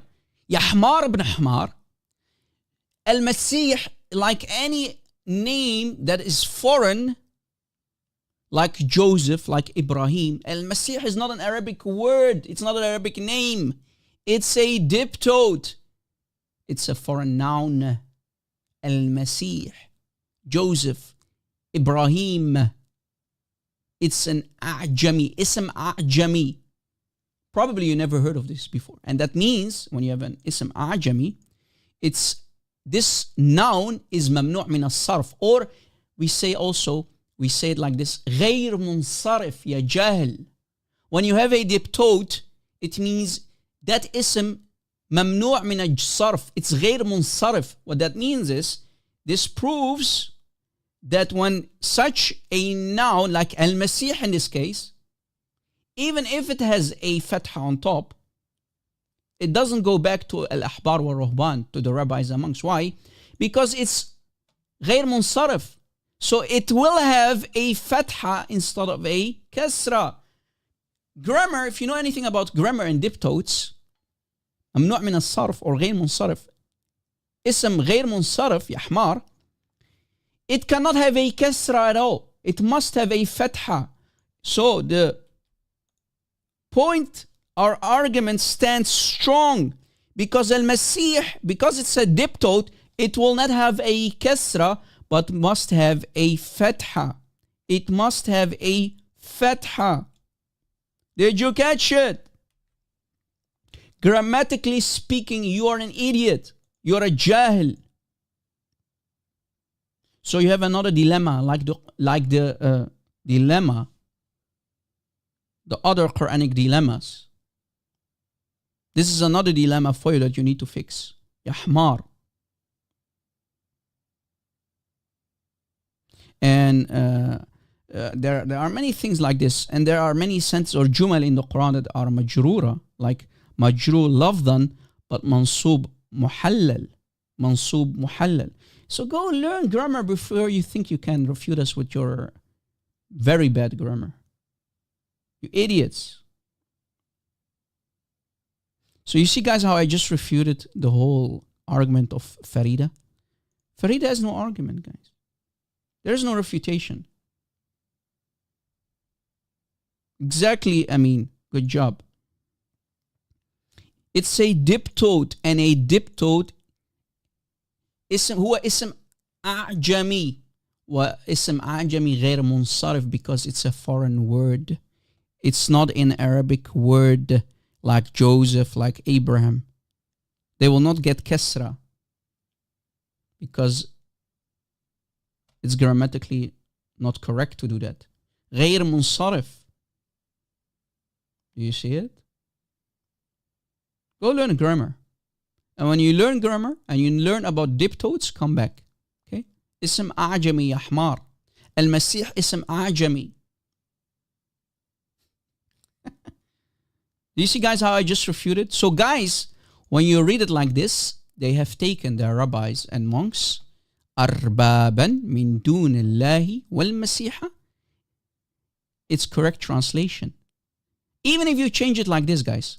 من دون الله والمسيح اتخذوا أحبارهم ورهبانهم أربابا doesn't change the meaning. Even if you switch it up. Look, instead of, or besides, instead of Allah and the Messiah, they have taken their rabbis and monks as lords. Does that change anything? No. So it's still, the Messiah is connected with Allah. The Messiah is connected with Allah. And together, they are ilah wahid. One God. So Allah and the Messiah are one God. And they are the arbab. Not the ahbar and not the rahban. Boom! So go learn about true grammar, then come back. So why is al-Masih getting a fatha here and not a kasra? Because it's a diptote. It's ism غير منصرف or ism ممنوع من الصرف. A diptote. But you Muslims are juhala. You are a jahil, ya Farid. Okay? Go learn grammar. All right. Next part. And he continues, guys. Our sister Farida continues. Trying to refute brother God logic. Watch. Allah. One God, right? That you say that's made up of parts. Tawheed is wait, ahad means one of. Yes, one. Ahad. Of. One of. One of. Allahu ahad. Wait, you're missing it again. Ahad means one of. When I say Kul huwa Allahu ahad, the one and only. That's false translation. One and only. Yes, ahad. No, ahad means one of a group. Exactly. Ahadun ahad. When I say ahadun ahad, what does it mean? It means one of a group. Okay, I'm the Arabic speaker here, and you are the Arabic speaker. Ahad. Oh, Avery. Now you're going to teach Arabs how to count? I'm teaching you. I already taught you about diptotes, about ism mamnu' min as-sarf. Yes, we are teaching you. We Arabic speaking Christians, we can teach you. You're going to teach the Arabs how to count in Arabic, bro? You don't know that ahad can also mean one? Yusuf alayhi salam tells his father that he sees 11 planets prostrating to him along with the sun and the moon. What is the number for 11 in Arabic, Avery? No problem. It's still the number 11. And even if you use if you say that you can count, for example, normally we count as واحد اثنين ثلاثة, but if you would have counted as أحد اثنين ثلاثة, no problem. But in a sentence, I challenge. Look, here's my challenge. Challenge. For now, today, until kingdom come. Challenge is very simple. Give me one sentence where, I'm talking about in a sentence, not on itself. Give me one sentence Give us one sentence where the word ahad is used in a sentence. Guys, my challenge is in a sentence, because these are sentences where the word ahad is used, where it doesn't mean, or where it means one, the numerical one, in a sentence. That's my challenge, because قُلْ هُوَ اللَّهُ أَحَدٌ is a sentence. Okay? Challenge, give me a sentence where the word ahad is used and it's grammatically speaking correctly, a correct sentence, grammatically speaking, where the word ahad means one. Challenge. Challenge. I challenge you. So guys, what Sister Farida is doing, he's playing mind games with you. He's talking about the numericals, about the numbers. But he's not talking about the sentence. Did you catch it? The sentence in the Quran. What I'm trying to explain to you is this, guys. This is a sentence. قُلْ هُوَ اللَّهُ أَحَدٌ. Ahad what? One of what? Say He, Allah, is one of. One of what? It's a sentence. Give me a sentence that is grammatically correct where the word ahad does not mean one of or no one, for example. Let's say in the positive or negative form.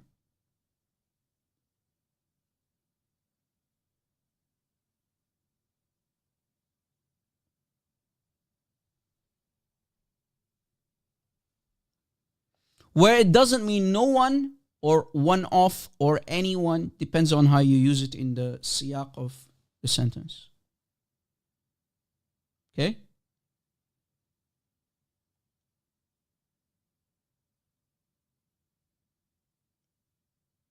Ya Ahmar, Taymi, you just demonstrated that you're a jahil, because does not mean one there. It means, is there anyone? Do you see how you're making my case? Ya Ahmar ibn Ahmar. Taymi, you're an idiot. You are a jahil. Keep lying for the sake of Allah. You just gave me a sentence where it means anyone. You just proved my point on Discord. Jahil.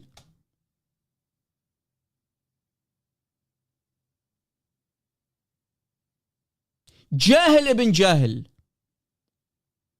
Again, my challenge is clear, right, guys? Give me a sentence. Give us a sentence where the word ahad is used, where it means one. A good grammatical built-up sentence where the word ahad is used and it means one. Challenge. You can't, because it can only mean one of, no one. Depends on how the sentence works. It's either in the positive or negative form. Right? Did you catch it? If Allah would have said قُلْ هُوَ اللَّهُ وَاحِدٌ, then Rob Christian and Brother God Logic and the rest of the brothers and sisters would have not had an argument against you. But Allah didn't say wahid.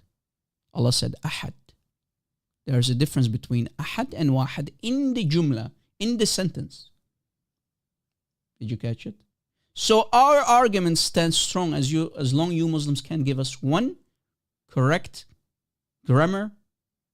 grammatically correct sentence where the word ahad is used without it meaning no one or one of or anyone. Ya Jahil ibn Jahil. Just like Farid, who doesn't know about diptotes, about foreign nouns that are عجمي أعجمي ممنوع من الصرف غير منصرف أعجمي اسم أعجمي يا جاهل. And اسم أعجمي does not get a kasra in this case. It will get a fatha for al-Masih. It becomes automatically al-Masiha. Ya jahil, like Joseph, like Abraham. Okay? Al-Masih will not have a kasra but instead must have a fatha here on top, because it's mamnu' min al-sarf, a diptote. So you have another dilemma, Muslims. Muslims have another dilemma which they cannot solve, because al-ahbar also, ahbarahum, guys, look, this word here, the rabbis, ahbarahum, never believed or accepted Jesus as the Messiah or as their God or Lord. So Muslims are lying when they say it goes back to the ahbar and ruhban also. That's another point. Guys, Muslims try to tell you that it should read like this. They have taken their rabbis and monks and the Messiah as Lord. No, because you have another problem to fix. Because the ahbar, the Jewish rabbis, did not accept Jesus as their Messiah, or let alone as their God and Lord. So Muslims are lying when they say it goes back to the ahbar and ruhban. No, that's another problem. So you just created another dilemma. If you forget about the grammar for a second, you created another dilemma, because al-ahbar, the rabbis, rejected Jesus as their God and Messiah. So that won't work in the favor of Muslims at all. They bury themselves on that point.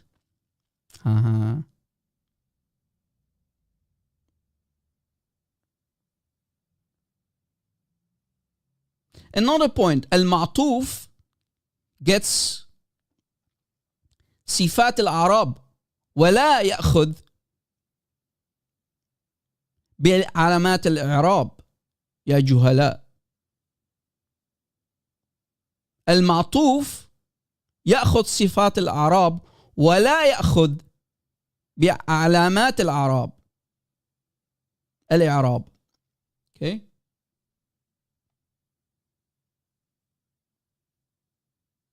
For example, guys, what I'm trying to say is this. This person, let's say, if I can give you an example. Okay?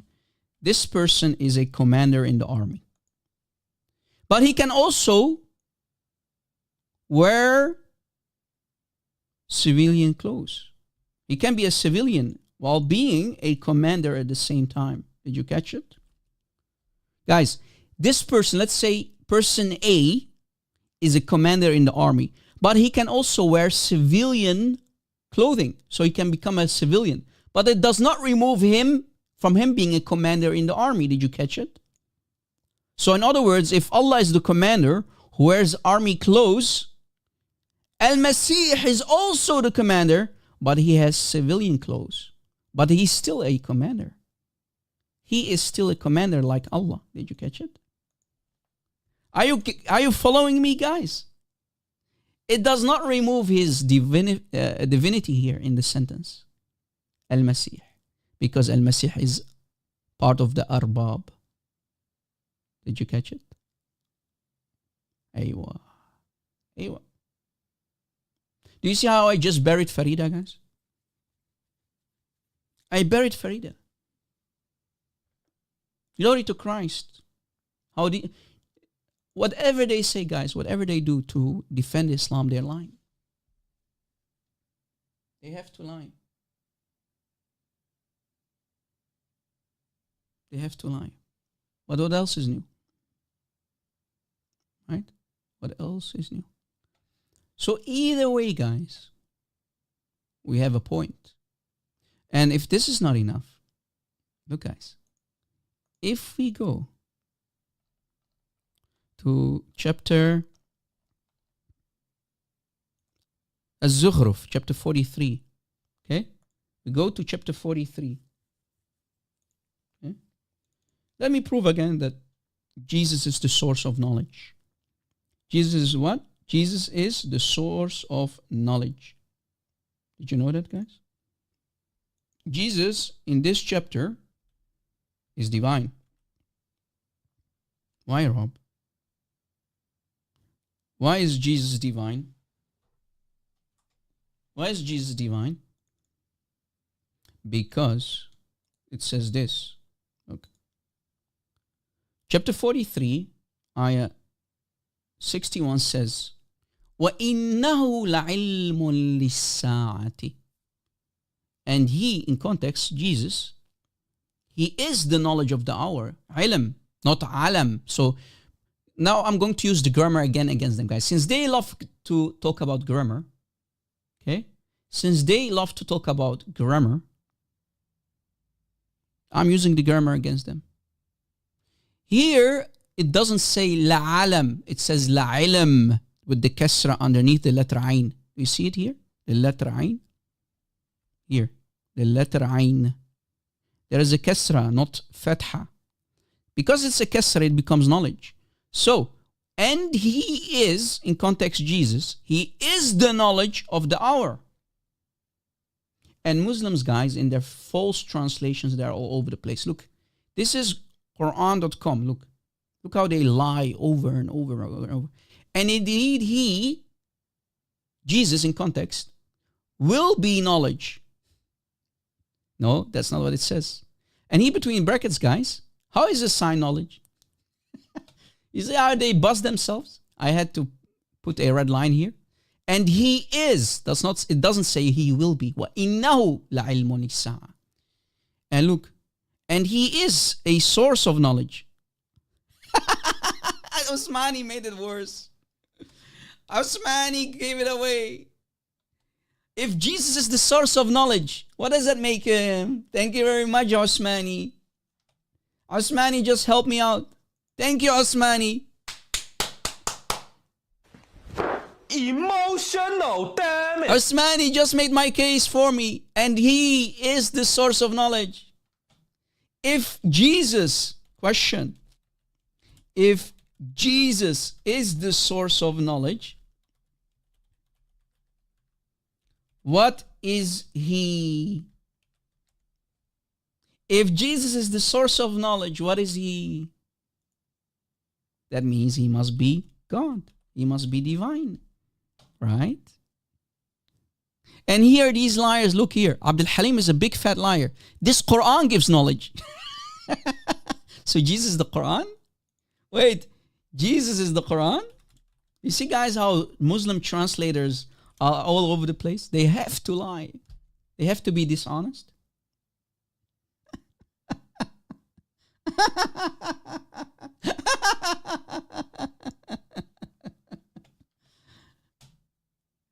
It's Quran.com, Qatham. If you go to Quran.com, you click on the wheel button, you'll get all these translations.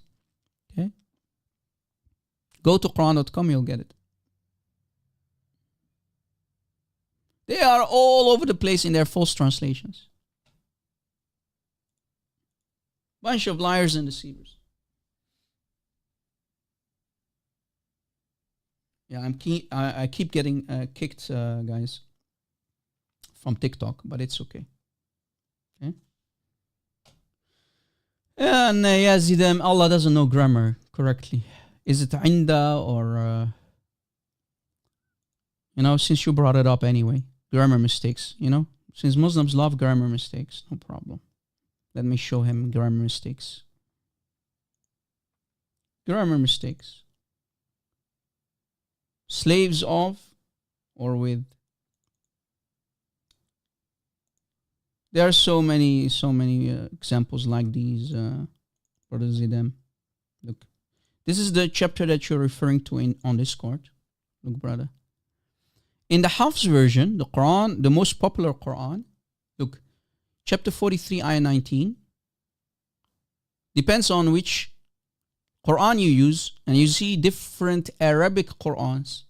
Hafs version, the most popular version, Hafs an Asim says, الذين هم عباد الرحمن, slaves of Allah, supposedly.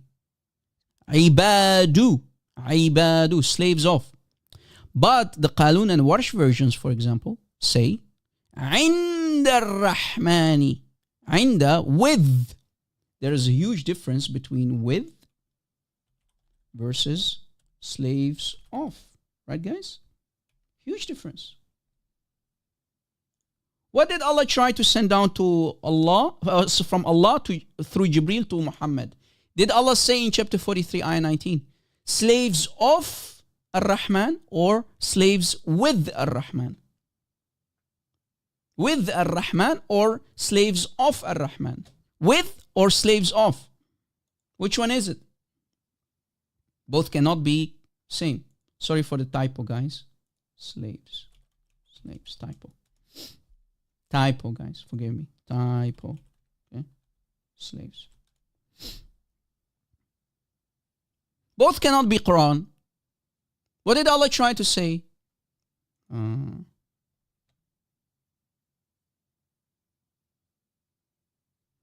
did you know that even there are complete words missing?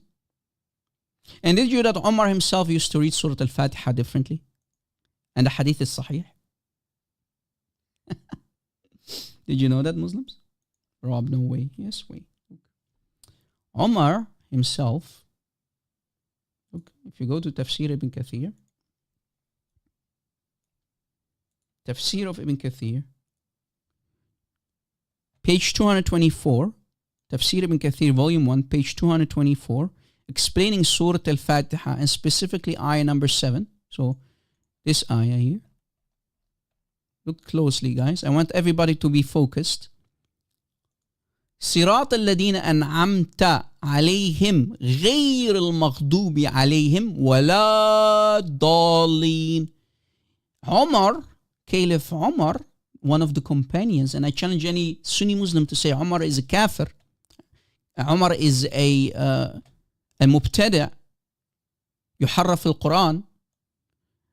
Umar used to read it as وغير الضالين, not ولا الضالين. Did you know that?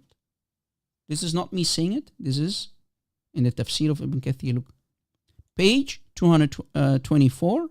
We scroll down. We have an authentic hadith. Look.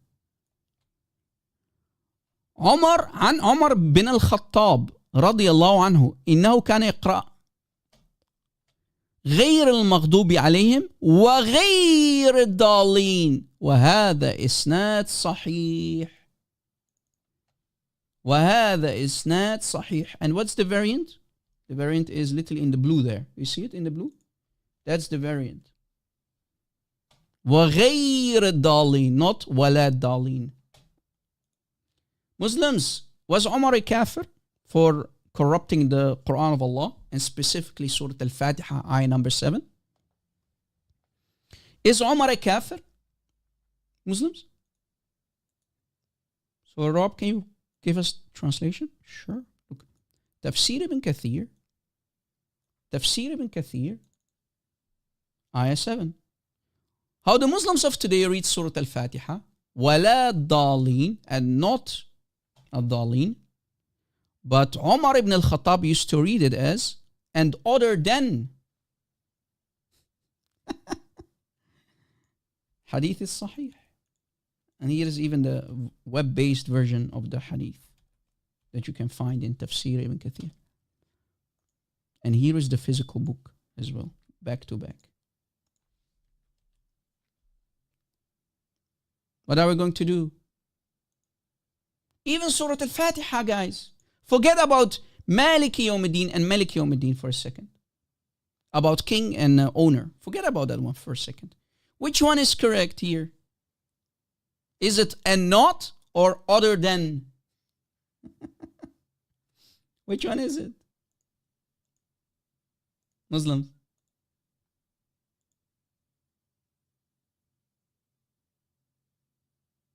Is it other than? Or is it and not? Let's see if we can invite someone to speak.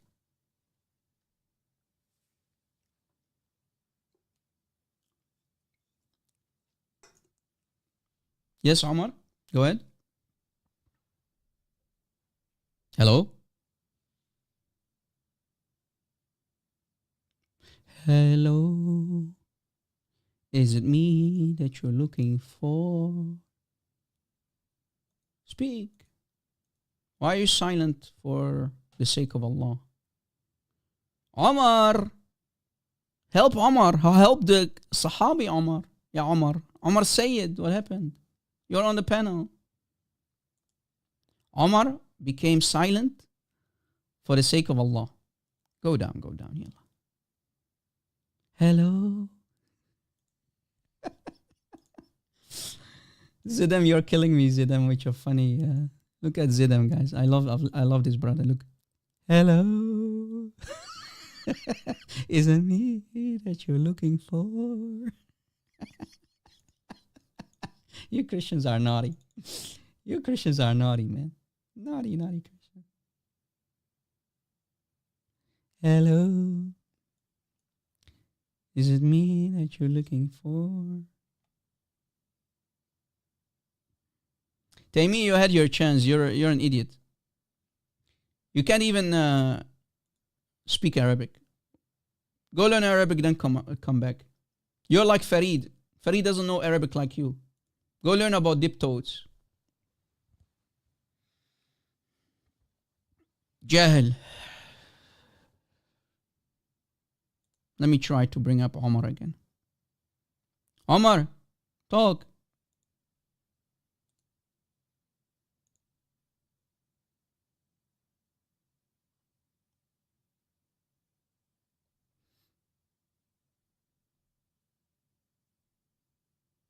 Hello. Omar's mute for Sabil Allah. For the sake of Allah, he's mute. Hello, can you hear me? Finally, we can hear you. Go ahead, Omar. What do you want to say about the hadith on the screen?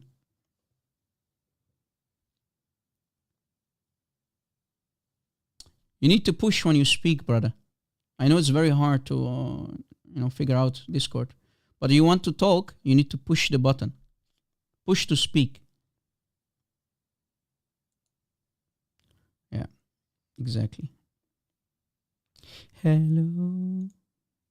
Is it me that you're looking for?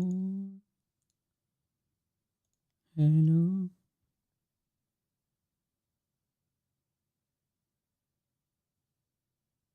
Guys, only Muslims for now.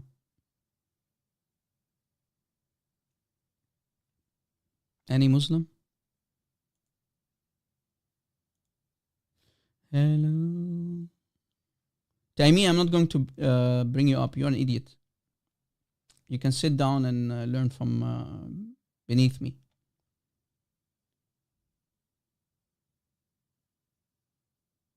Let's see what Amin has to say. Come up, Amin. Come up. Come up, Amin.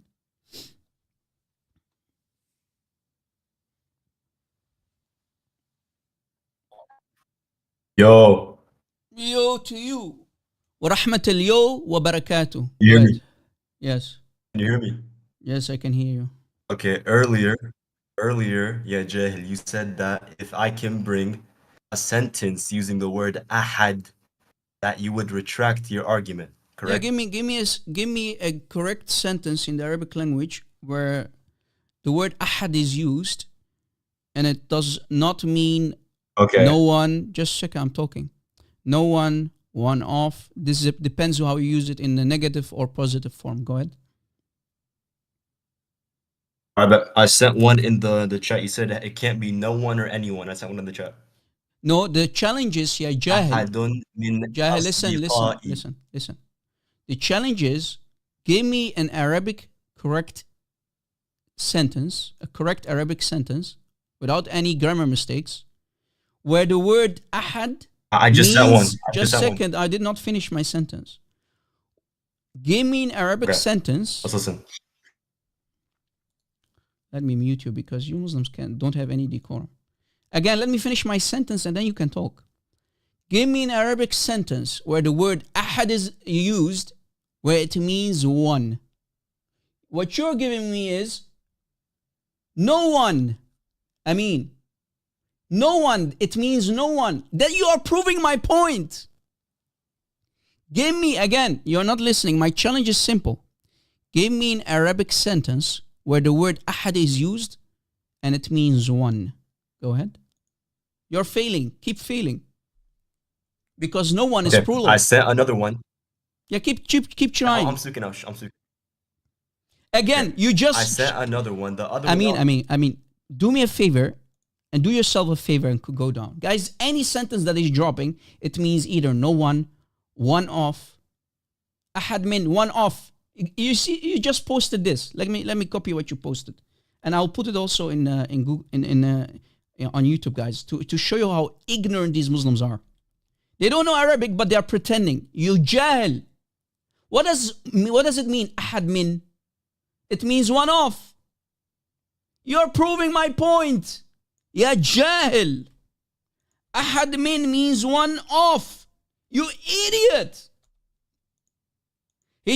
Guys, I just copied his sentence in Discord, and he proved my point that ahad min means one off. The first two words, okay? One off. You just proved my point. What an idiot.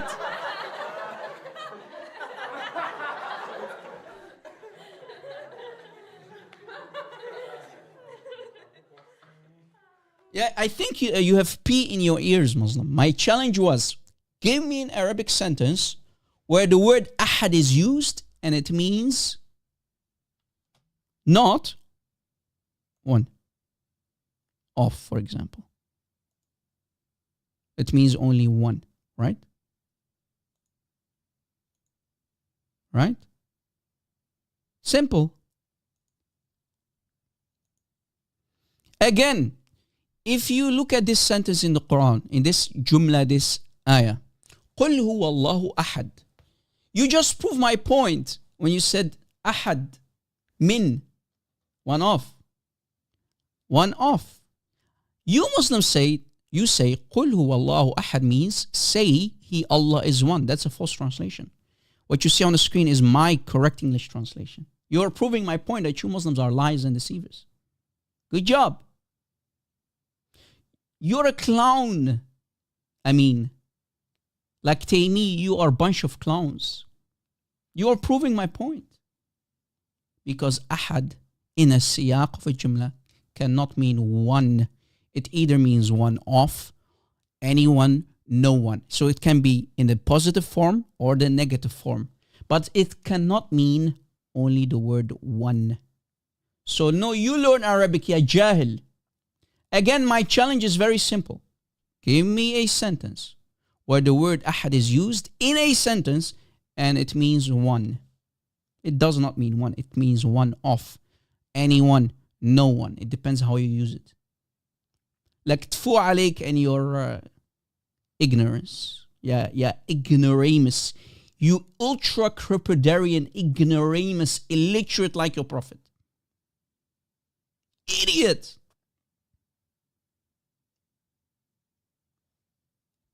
What an idiot. What can I do with these people, man? What can I do for these people? He just proved my point that it means one off, right, guys? You proved my point when you gave me ahad min, one off. Thank you very much. Disaster. So Allah is one of what? If Allah is one off, Allah is one of what? One of the donkeys? One of the horses? One of the pigs? Maybe Allah is a pig, right? Allahu alam.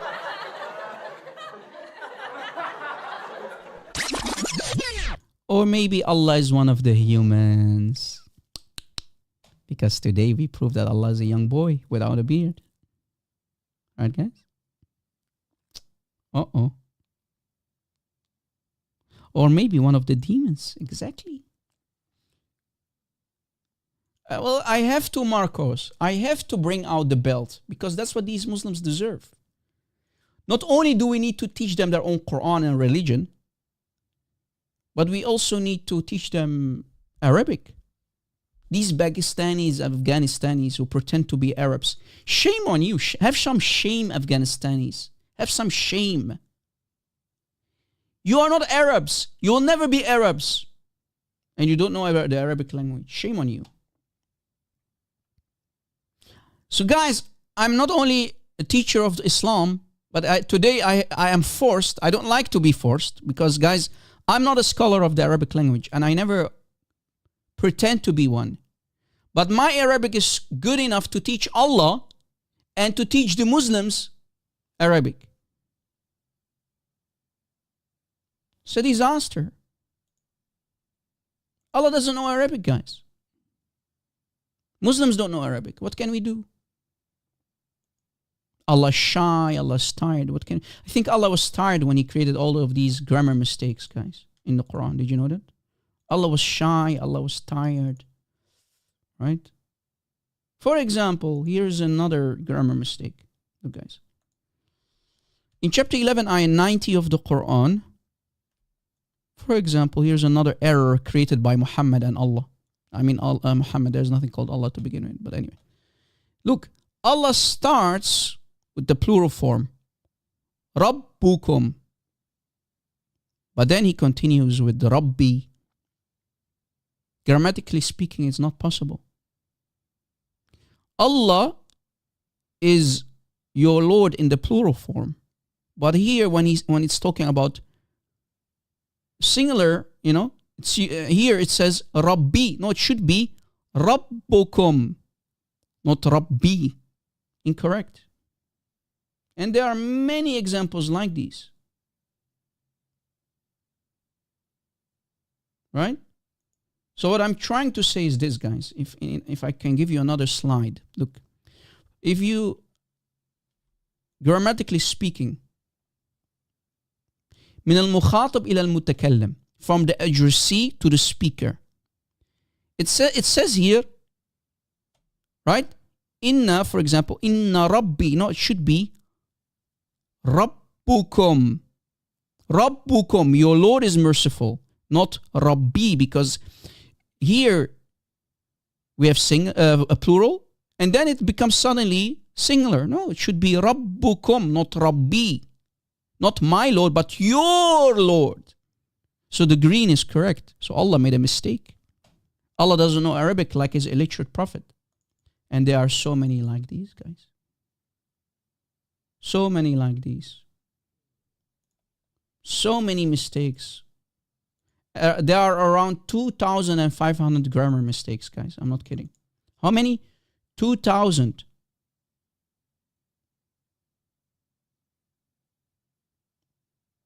2,500 grammar mistakes in the Quran of Allah.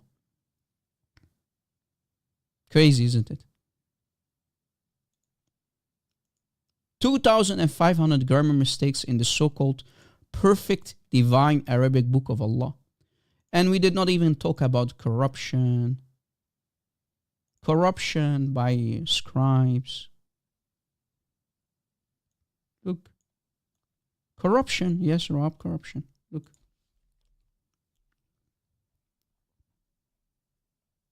عن ابن عباس إنه كان يقرأها أفلم يتبيني يعني أفلم ييأسي ويقول كتبها الكاتب وهو ناعس.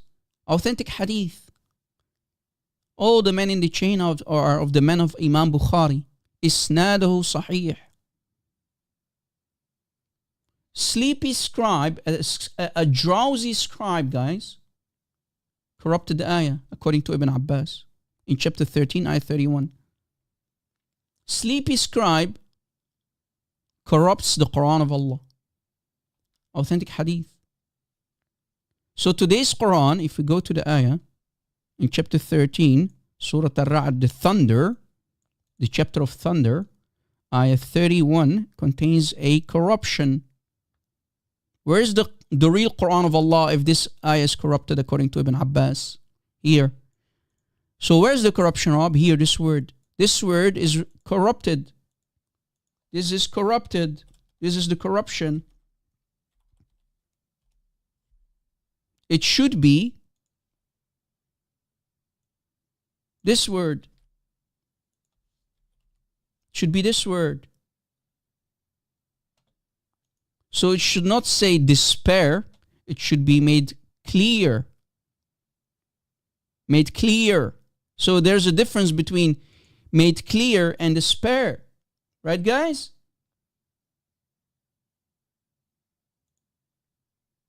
There is a huge difference between despair and made clear. A drowsy, sleepy scribe corrupts the Quran of Allah.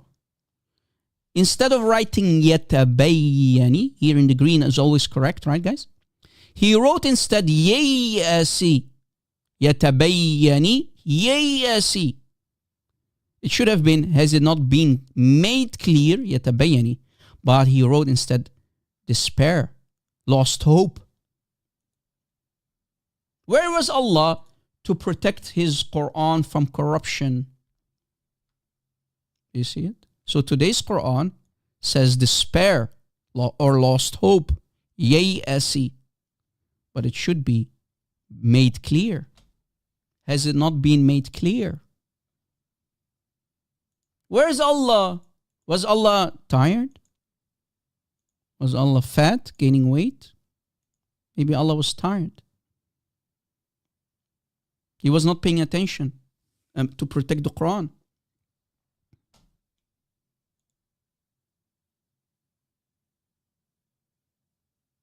Well, actually, GP, Allah does come in His creation. Which donkey told you that Allah does not enter His creation? GP, do not, listen carefully, never ever trust any Muslim.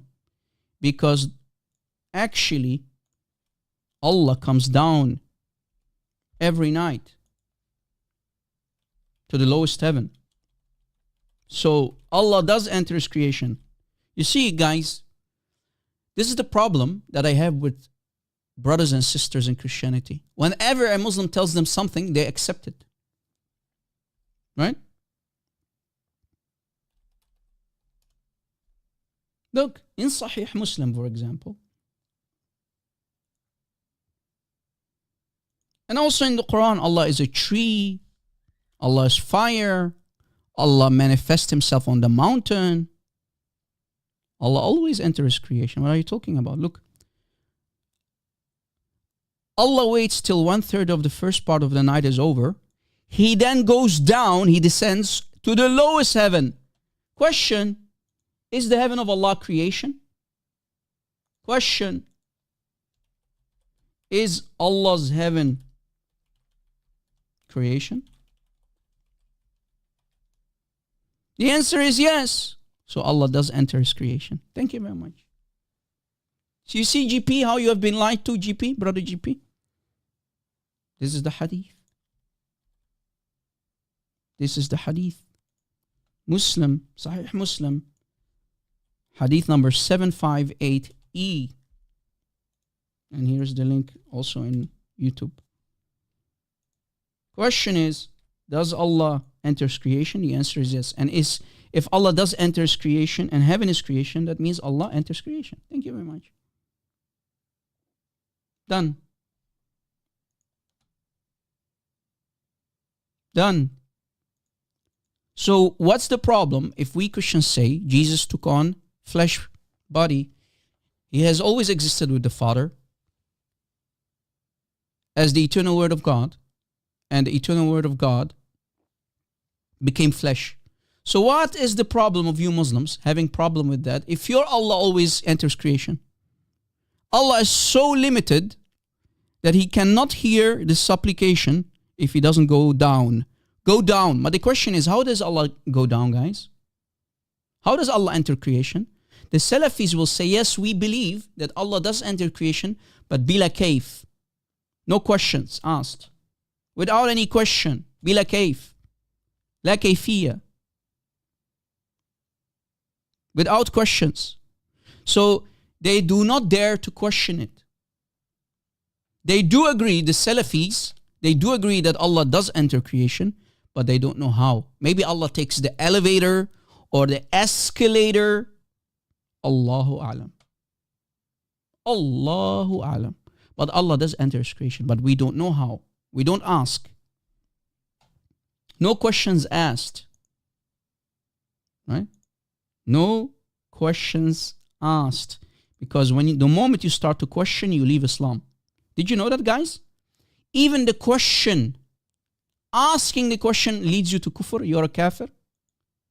Guys, if you question, just question how Allah enters His creation, the scholar said,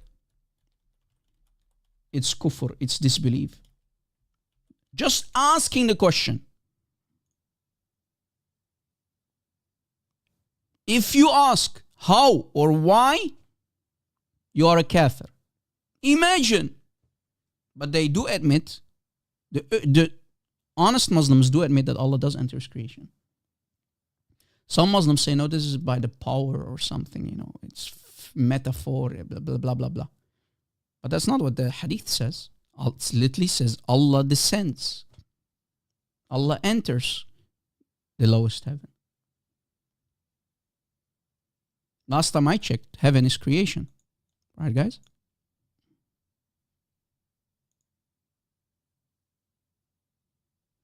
You see, you Muslims are hypocrites. You Muslims are a bunch of hypocrites. And why does Allah look like my son? Why does Allah look like my son? I demand an answer. Why does Allah look like my son? Why does Allah look like my son?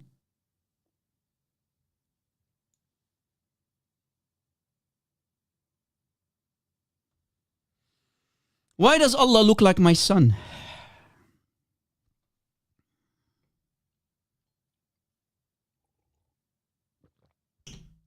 No answer. They will throw everyone and everybody under the bus, guys. Right? They will throw everyone and everybody under the bus. Literally, guys, Ibn Abbas said to the questioner, La umma lak, you have no mother.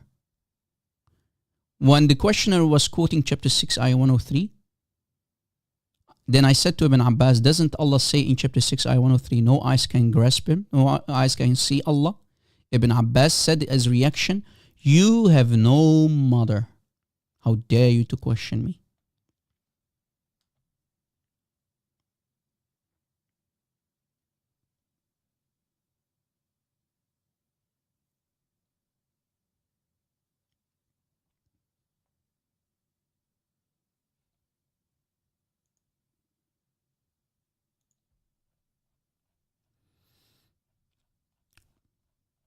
Yeah, look. If you go to Surah Al-Ikhlas, false translation, of course, guys. It's one off. Say he is one off, right? But look, even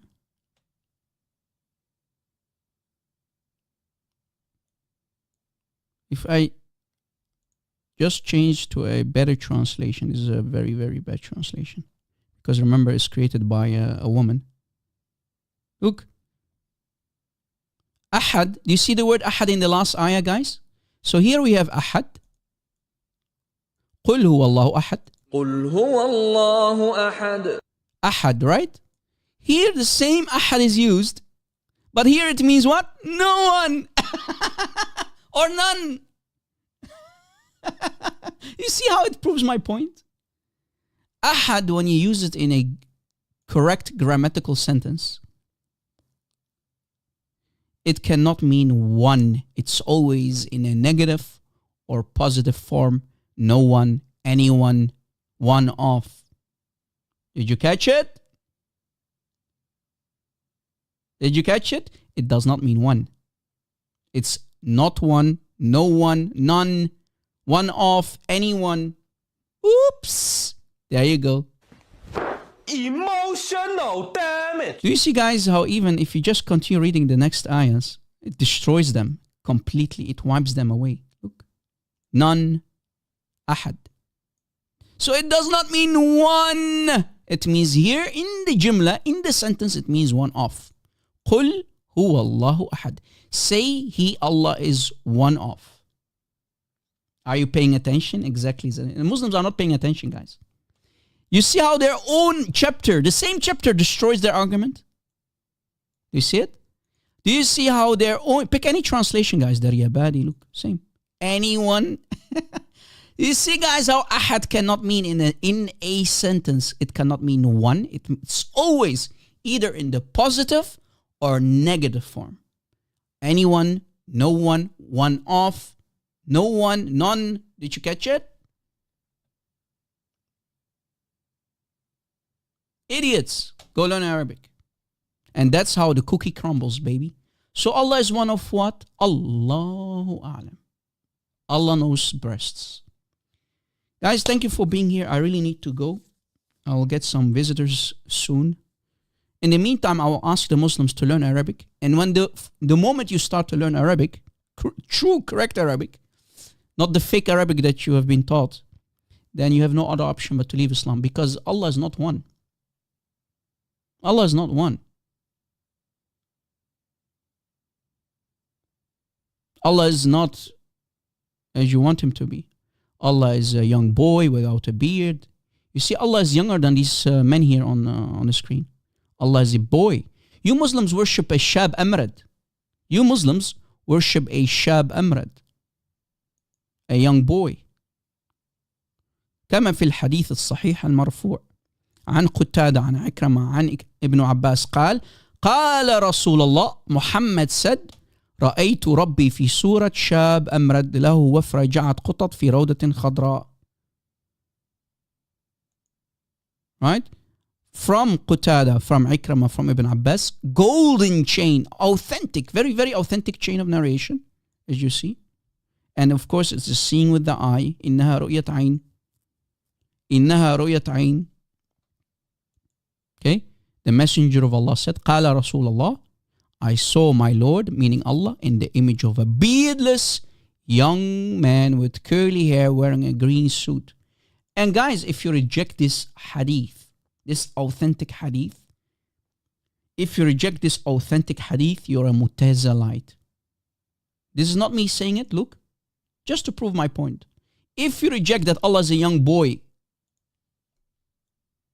Imam al-Darimi, in his book called Naqt Uthman bin Sa'id al-Darimi, pay attention Muslims, this is your religion, on page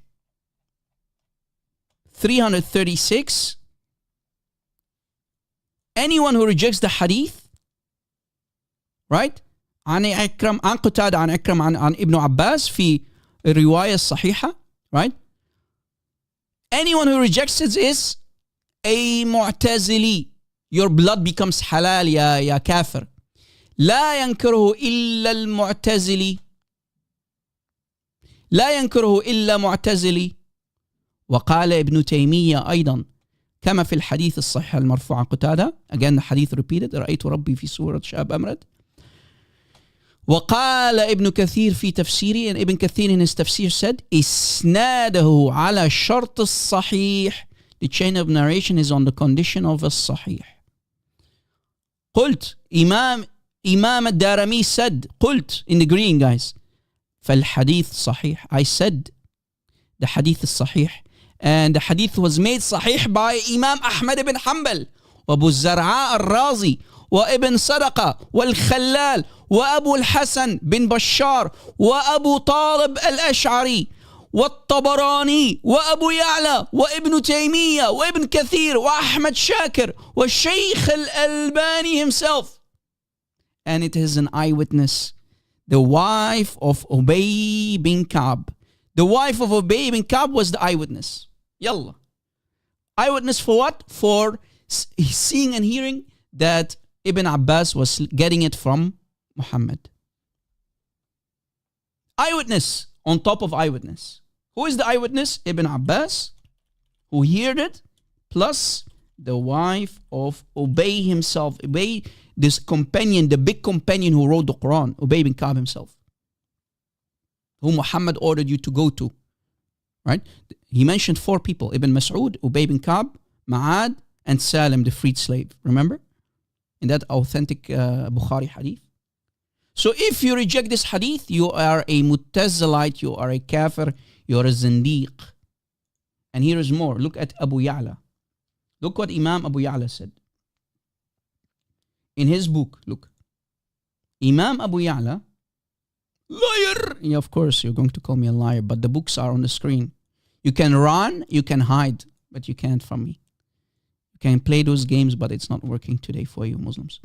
In إبطال التأويلات لأخبار الصفات by Imam Al-Qadi Abi Ya'la, Salafi scholar, volume 1, very classical Salafi scholar.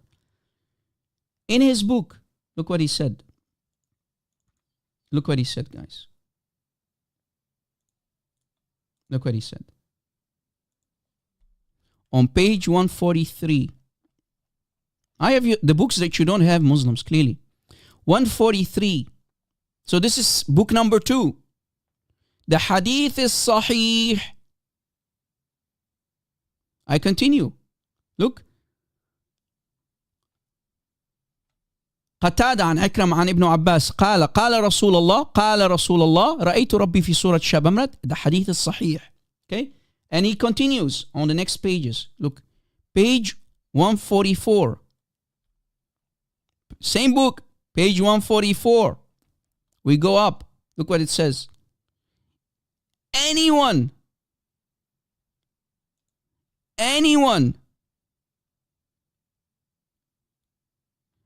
who rejects this hadith, huwa kadhab. A Muslim who claims to be a Sunni, a Muslim who claims to be a Sunni Muslim, and he rejects this hadith is a liar. So any Muslim, Voyager, because you rejected it earlier, you are a liar.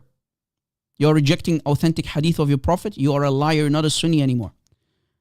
And anyone who rejects the hadith from Ikramah, he is a zindiq. And I continue. And the one who rejects the hadith of Qatada and Ikramah and Ibn Abbas, specifically the hadith that we mentioned earlier, huwa mu'tazili again. So Imam al-Darimi, again, Imam al-Darimi and Imam Abu Ya'la both said anyone who rejects this authentic hadith that Allah is a young beardless boy is a Mu'tazili.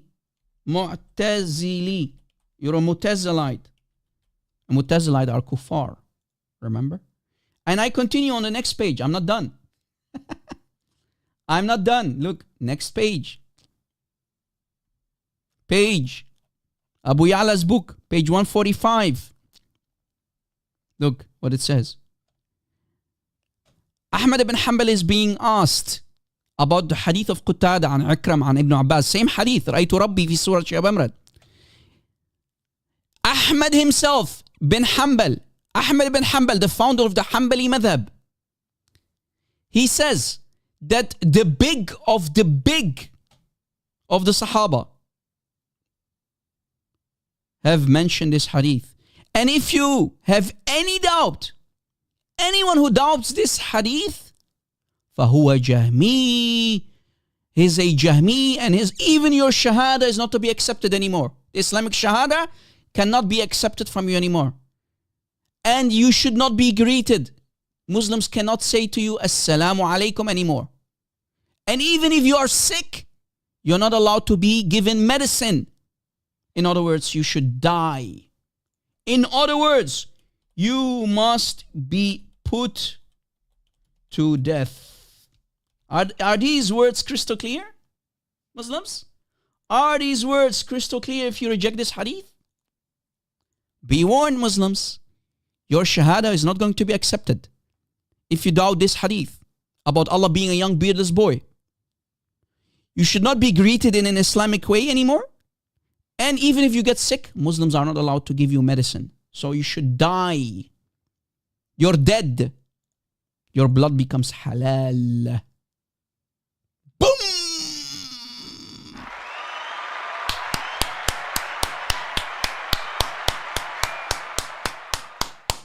Thank you very much, guys. So Muslims, do me a favor and do yourself a favor. Stop worshiping a young baby boy. Come back to Jesus, your Lord and my Lord, because every knee will bow and every tongue will confess that Jesus is Lord, including yours. And Muhammad is a fraud, a fake prophet. God bless you guys. See you very soon in a new live show. I love you. Keep my admins in your prayers. Keep us in your prayers. I love you, dear brothers and sisters. See you very soon on a new live show. God bless.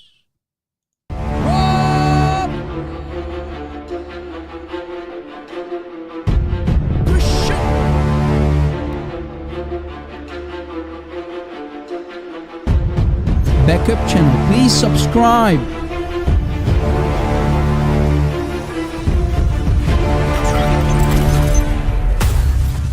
Did you subscribe, guys?